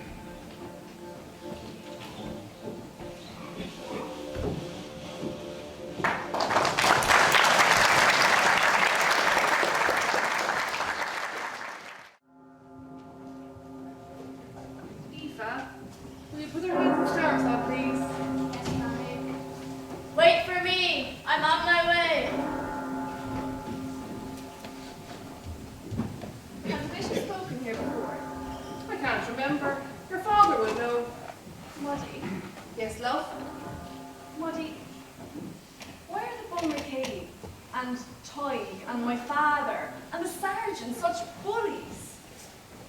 The McCabe's are bullies. Your father isn't a bully, and well, the sergeant isn't really a bully. They are. Aoife, will you take the girls to mass, please? Yes, Mary.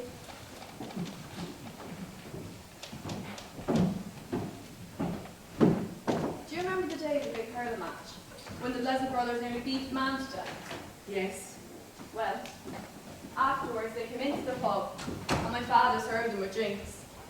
He started praising them and telling them how great they were. And then the small man, that Mr. Broderick, went up to the older brother and said, "Out of my way, I wouldn't drink in the same house with the likes of you." The other brother started attacking him. They were beating him up. I wanted to help. What could I do? So I ran up to the barracks and I told the guard on duty. It was nearly 2 hours later before the sergeant came down. Annie! He asked my father if everything was all right, and my father said it was. I was so ashamed. Later on, the guard who was on duty came in, and himself and my father were talking. He said that Mr. Broderick was an awkward man. Let me look out for him in the future. It's time to go to mass, love. I was thinking of going to the barracks again. No! And telling the sergeant about the bull. No, not this time. Oh, there are hundreds of guards and detectives, and the pressure's on, Annie. And it's on from the outside. The full McCabe won't suffer, Annie. A couple of years in jail or a dismissal. But it's you. It's you who will suffer. Because don't you see? It's you who will have done all the work. And you'll be free forevermore. Different from the rest of us. I want to be different from them, Muddy. Love me, Annie. Say no more about this. If you love me and trust me, you will say no more. Never again will my family's rare day for God themselves. Are you afraid, Mum? I was never afraid. I feared nothing that walked the face of this earth when my first child was born. A child makes a prisoner of a woman. But Annie, oh, you're a lovely jailer. Oh, come on to mass. God, we're a pity, the whole lot of us. Except for that small man, that Mr. Broderick. He was no pity. He was a brave man. Promise me on your word of honor, not another word about the killing, no matter who asks you. Yes, Muddy, I promise. I'll always do whatever you tell me. What can I tell you, love?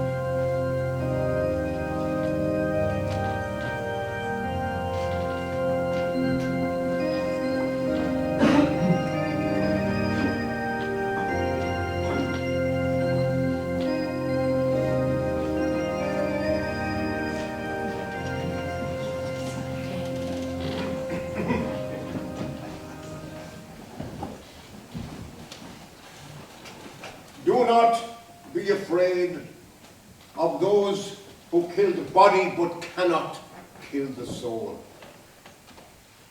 but rather be afraid of him who is able to destroy both body and soul in hell.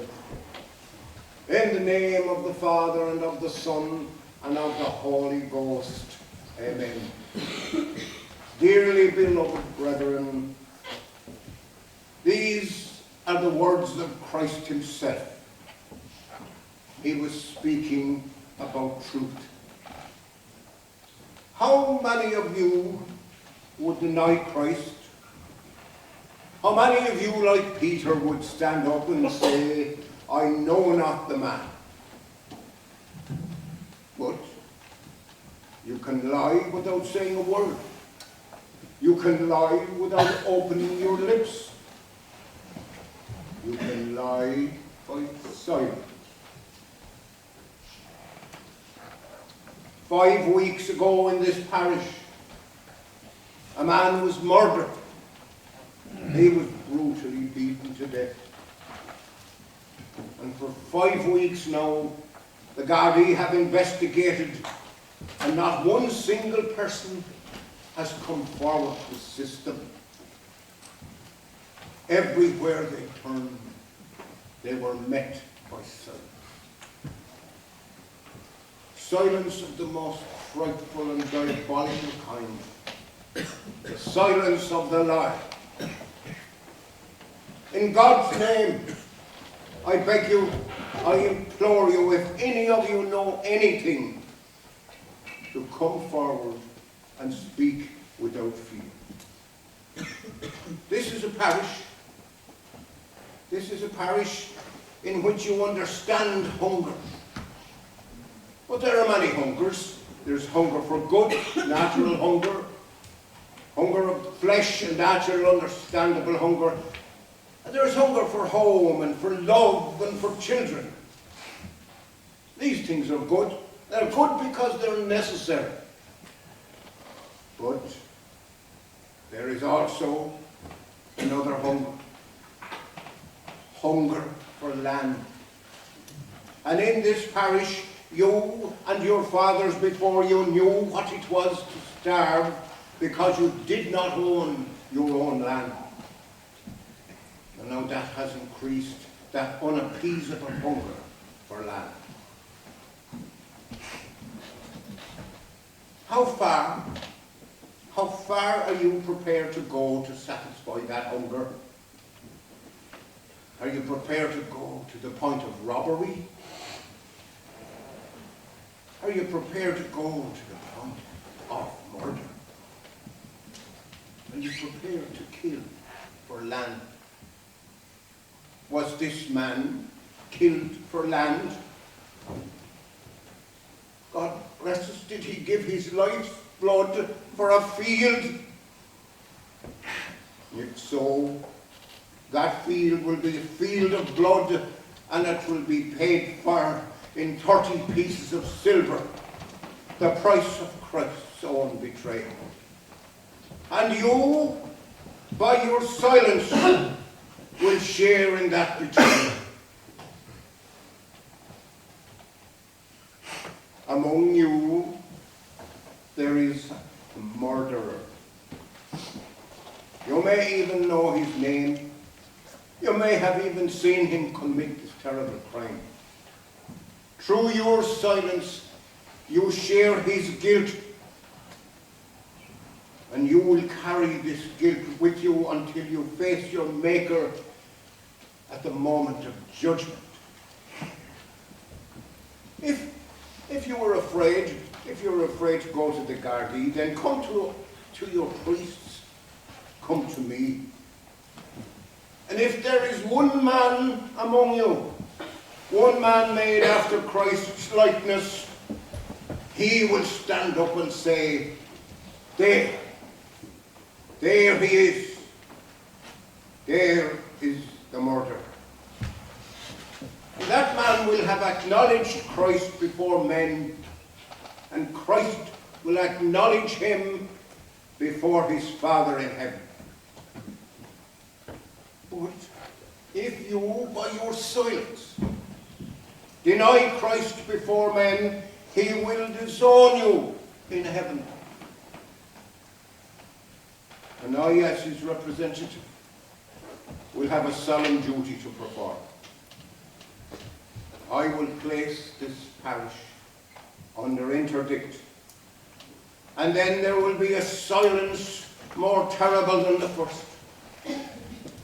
Church bell will be silent, mass bell will not be heard, and the very voice of the confessional will be stilled. And in your last moment will be the most dreadful silence of all.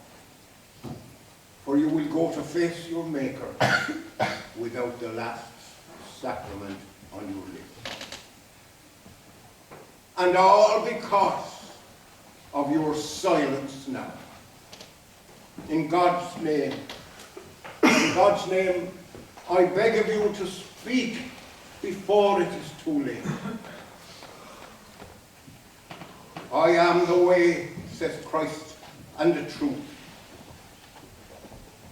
Do not be afraid of those who can kill the body but cannot kill the soul.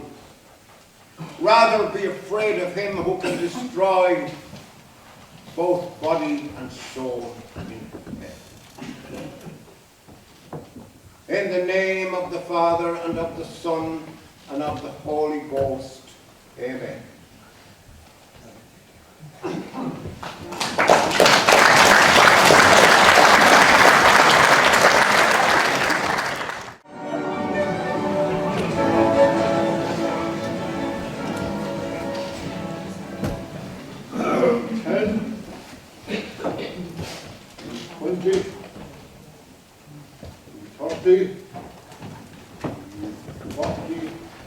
£350. No one can say that you didn't get a fair price. I have a receipt for that, Nick. I have it here for you.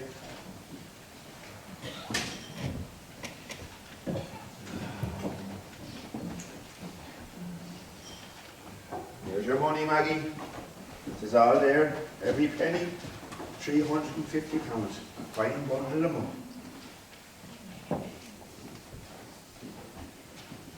Hard earned and honest cost.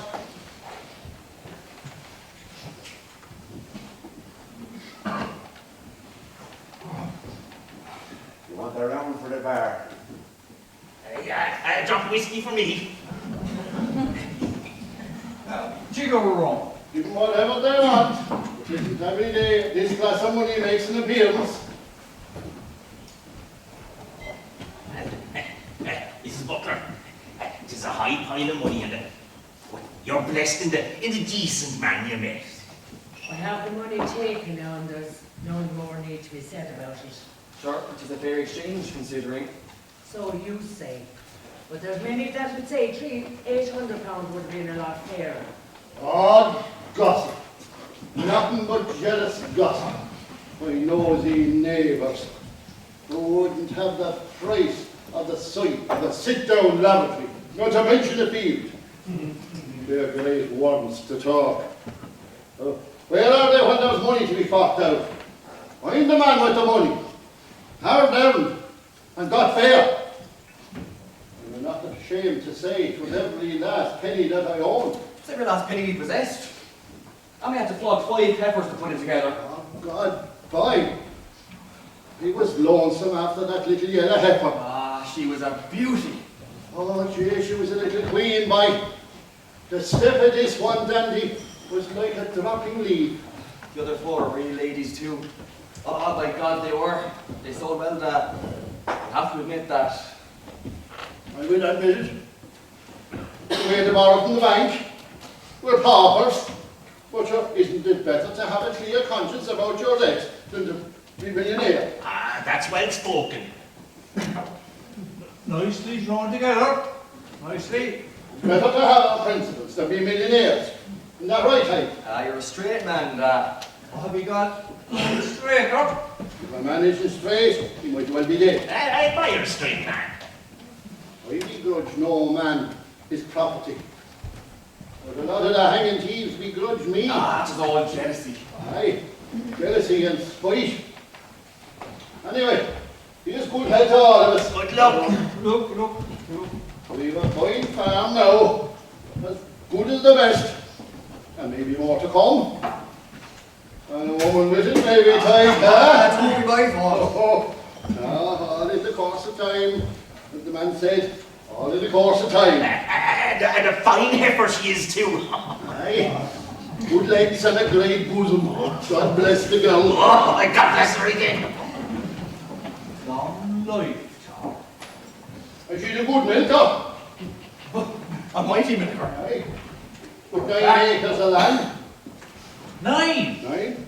Aye, and knows her brand of aunt or pig. She's strong too, and, well, she's not bad looking at once you get used to her. That's the girl.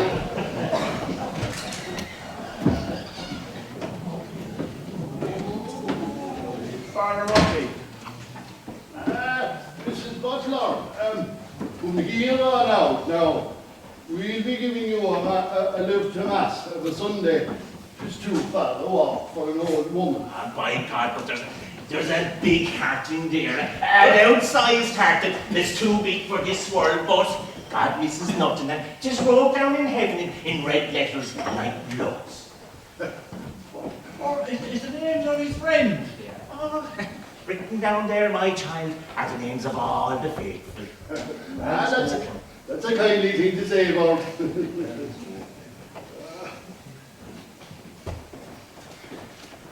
Father Murphy, if it isn't against the rules of the church, sure maybe I could get you a little something to drink. Are the clergy not allowed to take us up in the boat? No, thank you, Mr. McCabe. But I will have a bottle of orange if the sergeant will be going. I'll have an orange. You're welcome to whatever you want. Oh, good morning, Father. Oh, good morning, Mrs. Flanagan. Not a bad day outside, Father. Nice and bright. Bit chilly. Aye. There's a good share of sun in it now, considering. There's good growth. There's great growth for this time of the year. I saw buds on every bush on the way in. But imagine, it's so early. Aye. The medicine be early, I'm thinking. Early buds, early meadows. How are you fixed for hay, Dandy? I'll pull through, I know I have a shake a tunnel flip. Good man. There comes the point.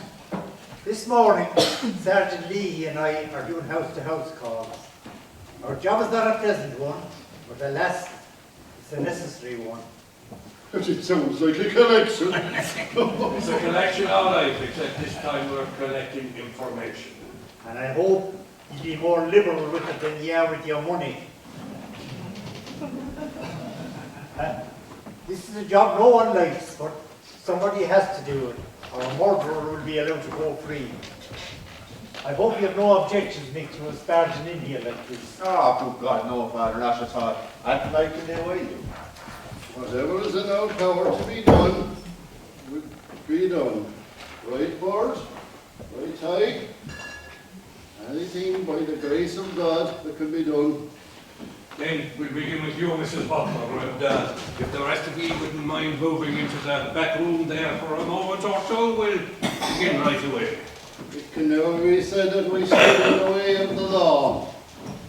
One high, board, Andy. This way, gentlemen. You know where to go.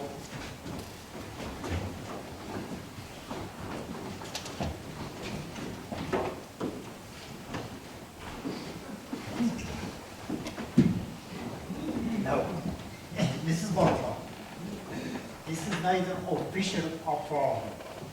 All we want is a little chat, and anything you tell us will go no further. Yes, Father. You had the bishop's appeal last Sunday.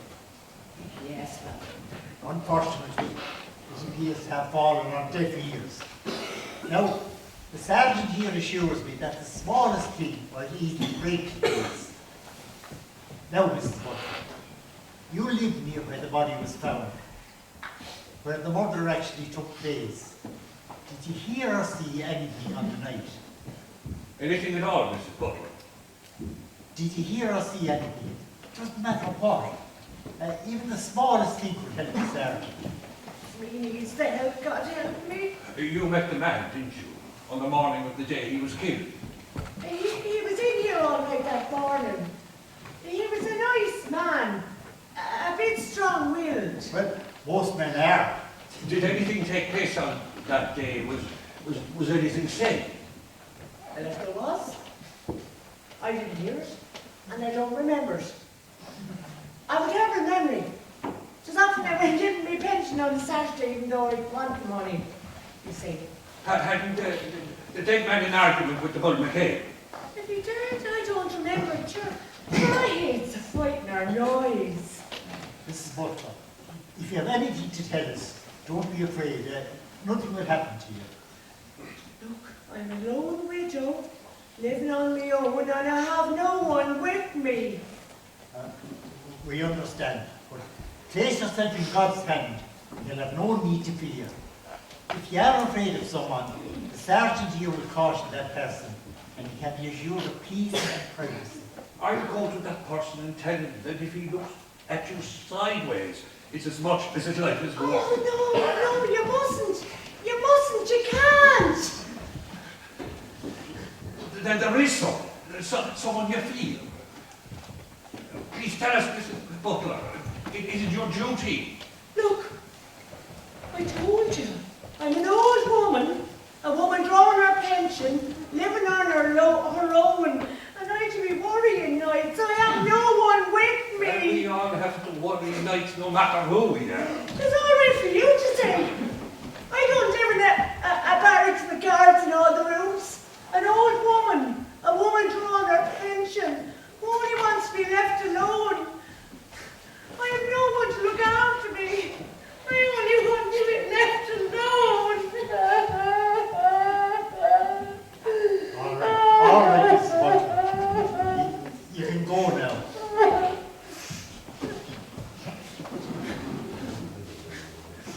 God bless you, Father. And pray for me.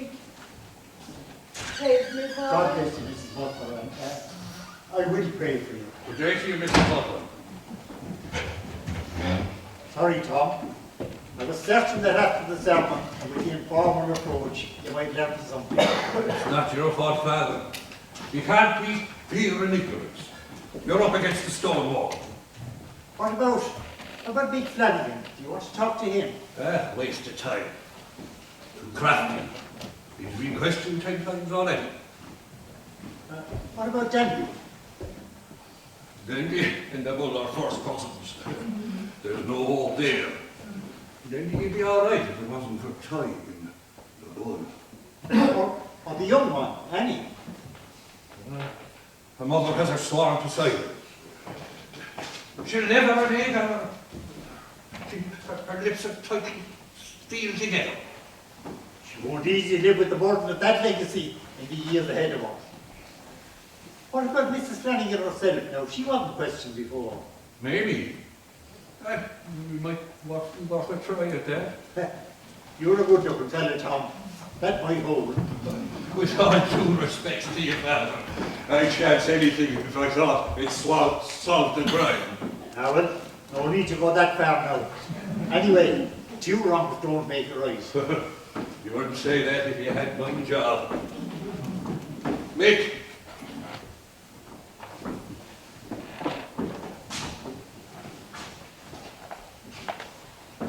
If you have no objections, Vic, we'd like to talk to your wife.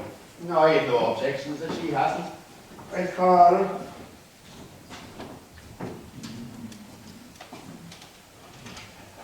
Amy, you want this?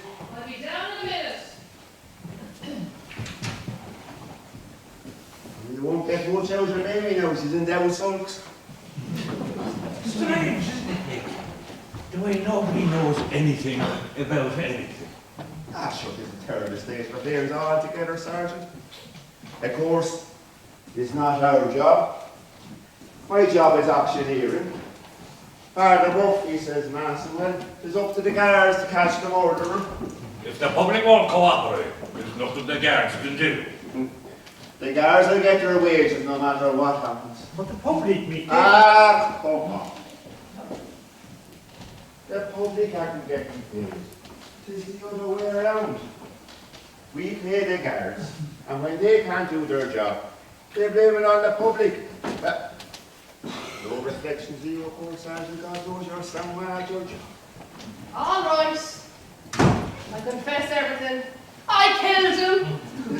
I said goodbye to the kids. Take me away, Sergeant. This is not a laughing matter, Mrs. Flanagan. The man has been murdered, and murder isn't a joke. Oh, right. Well, so a man has been murdered. What is it to do with me? I have 9 kids to look after. Look at the state of me. From cooking and scrubbing and scraping. But thank God, I'll be off on my annual holiday soon. What annual holidays? I'm pregnant again. So I'll have a holiday with a new baby. The only holiday we'll ever have together. Ah, jeez, man, not in front of Father Murphy. Now you're the fault of it, goddamn you! Just look at him! You'd think butter wouldn't melt in his mouth! I'll be carrying all through the summer, all over you. Me head has gone queer from it all. What was it you wanted me for, Father? It's the connection with the mother. He did it. Take him away. I would swear to the gallows if I thought we could have 1 year without having another baby. Seriously, me?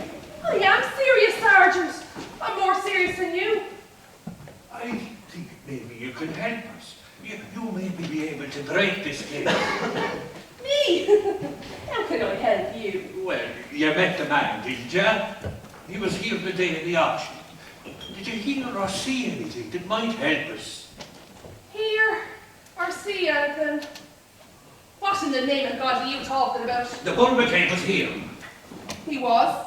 And did he have an argument with the dead man? You can't argue with a dead man. Oh, don't mock this dead man. He was murdered. And don't talk to me, you yahoo from God knows where. Are you sure nothing was said? I can't remember.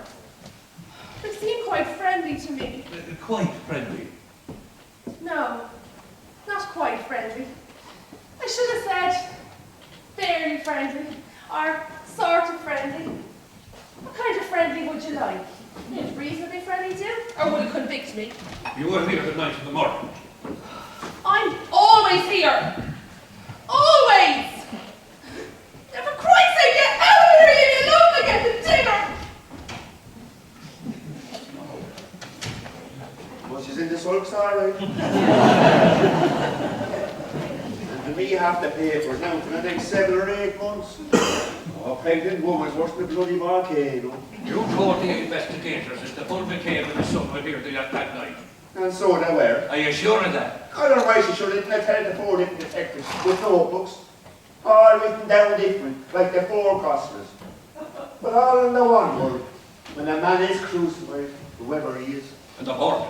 Was he here too? You know damn well he was. What's the point in repeating all these questions?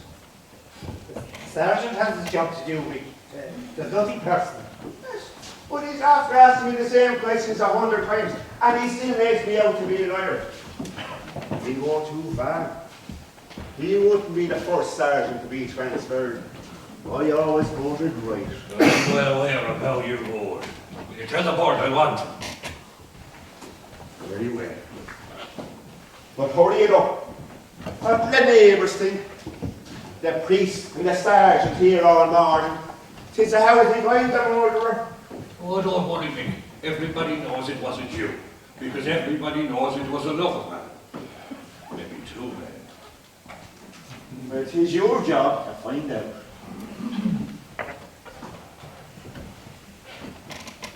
I won't be transferred. It will be too much to expect.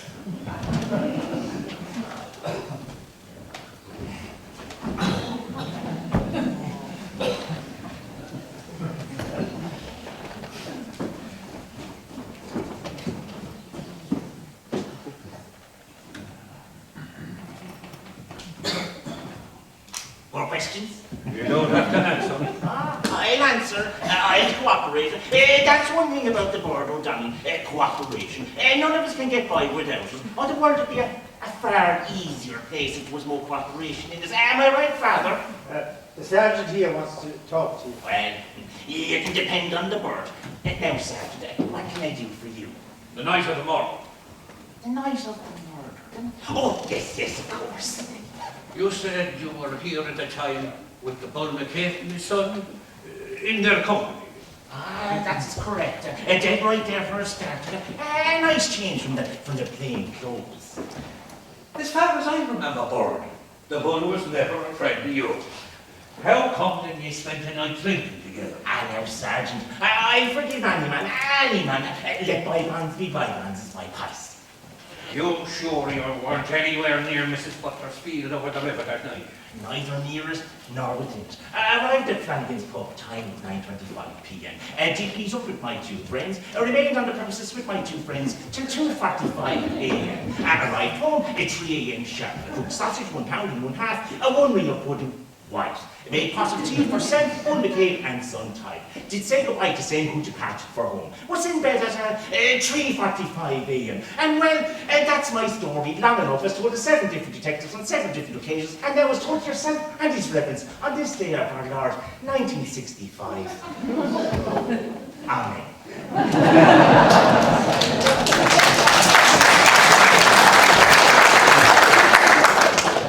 Nicely put together too. Do you have any ideas about who might have killed this man? I am of the opinion, Sergeant, that the murder was committed by tinkers. And if it wasn't tinkers, then it was done by persons unknown. Those persons unknown. They're the biggest blackguards of all. You see, they do everything to people unknown, so no one knows who they are. Definitely persons unknown. I see. And have you any proof of this? I know, Sergeant. It was only my opinion. You asked for it. No opinions, not evidence. Now, is it, Father? I want you night and day from this on, you dirty little sewer rat. I'll haunt you, because I know as well as you do who committed this crime. And I think you were present when it happened. You wouldn't haunt me if I was a big noise. You know who to haunt, all right, Sergeant?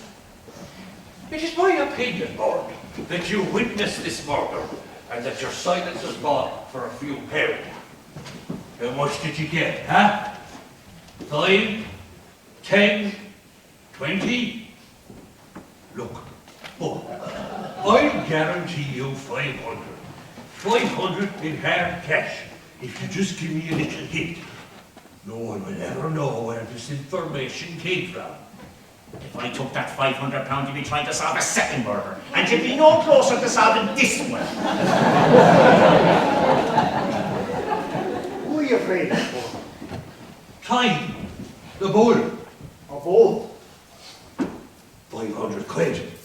To just about pay the expenses of my funeral. I wouldn't be your funeral. Are you guaranteeing me that as well? I want to stay alive. And what's more, I want to stay alive and carry Tobin. A murderer, no bloody murder. Or? I let him go. Dave and his son killed this man. You know, I know, and the whole village knows. Nobody cares. The terrible thing about it is that no one will ever care. How long more are you going to keep us locked up back in there like prisoners of war? We're sorry, Mr. McCabe. The rotation was accidental. Oh, that's all right, Father. You understand. Mullen, will you answer me one question? I will if I'm able. Which of you killed him? Well, no, I don't. I'm glad you asked me that. Because I have a better idea. The wits were up, frightened out of me of a night. Not knowing when a band of tinkers would jump out from behind a bush and bash my brains out.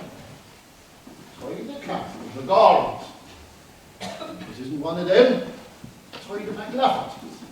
And if it isn't one of them, 'tis sure to be one of the Mullins. So don't they kill one another, not to mention Christians. Oh God, yes, that. Yes, they're a terror. Right? And who's to say that it wasn't a stallion or a donkey? I heard of an old woman getting kicked to death up the country by an ass. And sure, it wasn't my own wife chased out of the height of a day by 2 Spanish mares. 2 crotchety old bitches that had sooner ate it as kicked her. And a Stanley there. Stanley's wife was chased by a piebald ass. A stallion. Isn't that right, Andy? That's right, bud. That's right, bud. Yeah. Yeah, sure. She lost her voice for a week. And you know what? She woke up, I said, 9 nights with light bears, very nice running. Aye. Very touching. Thanks for your help, Paddy. You can go now. Good man, Dandy. Mind yourself. Okay, good, right, good. And here's another thing. This might be your answer. Yes? You ask the ordinary man. Because that's where your answer lies. I took him down there that hour of the night on his own. But I'll take you down there, Clyde. Sir, a woman is the only thing that carried me down there. Aye. And as a woman it was. Sure happened to all the murders about women. No, is that so? But sure to be a woman.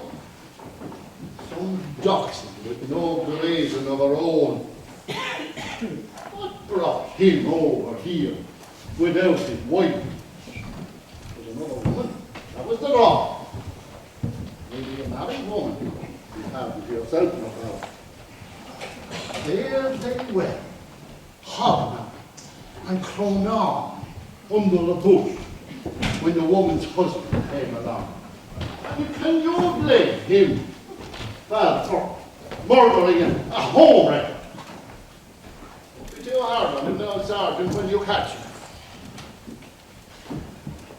It wasn't Tinker's bull, and it wasn't a donkey, and it wasn't a jealous husband. Now, was it? God, it wasn't me, and it wasn't Tig. And Tig and me are sick of your dirty, peeled questions. You've been after us now since that old donkey was killed. We're watching your shifty peelers tactics. QE have the power behind you. Why isn't it an ordinary person you picked to go around searching with you? Like the labourer, or the servant boy, or the council worker? No. You picked one of the gang. And if it wasn't the priest, it would be the doctor, or the schoolmaster, or the lawman, or the shopkeeper. You have all the law sewn up between you. That's Yeah, not all true. nice and tidy for yourselves. That's not true. You're deliberately twisted. Christ, had no guard duty. And he'd no white collar either. He picked a gang of small farmers and poachers. And they had their crosses to bear. And they carried them, and that's what made them strong. When the poor man does something wrong, he gets the guard batten on the pole of the head, and he's lugged off down to the barracks. But it is the doctor, or the teacher, or the schoolmaster. The law. It's tough on them, they say. But there's a way out. And the law is the law, no more. Now see here. Let him go on. I seen an old priest last year. He came out to us round at our place. And he sat down near myself and Tig. And he talked about hard luck and dead calves and the cripples you'd meet among dropped calves. And he ate with it. He got sick after it. He was back in 88. But by God, he did shine for us. And he said he wished he was like us. I gave him a pound and Tig there, give him 7 in the tanner. And if he wanted to stay with us for a year, we'd have kept him. I won't pay your Christmas dues no more. No more, do you hear me? And there's no law against that. We were very fond of that old priest, Tig, weren't we? We were, Dad. We Well, were. He was one of our own. he was. One have to ask you to go now, Father. What will the village think if you don't leave? Will your family get thinking? You're a clever man. I took you for bull. The likes of us, that we have to be clever. Did you see the dead man's widow at the funeral, bull? I see her. I see her. Wouldn't Tig and myself to force up to offer our sympathies. You can't leave the public, Tom. It's what the public wants. Ah, but will they ever get what they want? Don't we now? Don't we now? Well, you're on there now, Father. You have your collar, and the sergeant there have his uniform, and I have my field. And remember this, there are two laws. There's one for priests and doctors and shopkeepers. There's no law for us. The man with the law behind him is the law. And it don't change and it never will. Do you ever think of God? Anything? Yes, I do. I do. He's the man I says my prayers to, and I often argues with him. About what? The same as you, because I'm the same kind of creature as you are. The sergeant here asked you if you spoke to the widow. You said you did. Did you feel any pity for her? But you see, Father, I'm like you. I can't marry her. Because I'm married myself. And you'll only throw off the collar and marry her, will you? When you're off somewhere to be a candidate, and the sergeant there gets a bundle of notes and goes off to be a superintendent somewhere, Tide's children will be milking cows and keeping donkeys away from our ditches. That's what we have to think of. And if there's no grass, that's the end of me and mine. God will ask you questions about this murder one day, me Dave. And I'll ask God questions. I'll ask him a lot of questions. I'll ask him, why does he make so much misery in this world? I'll ask him, why does he make me one way and you another? Oh, let's go far before I throw up. You'll face the dead man's widow someday, me Dave. Not here, but in another place. Indeed, I won't, Father. I won't. Because you have our own facing to do with another one man by her side. I won't, Father. Because I've seen her, and she's a pretty bit. And the grass won't be green over his grave. When she'll take another man. Dead man.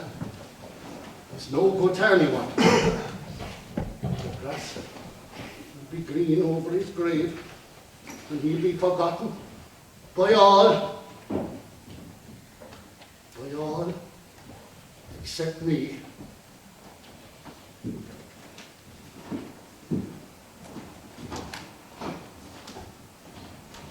Your £20.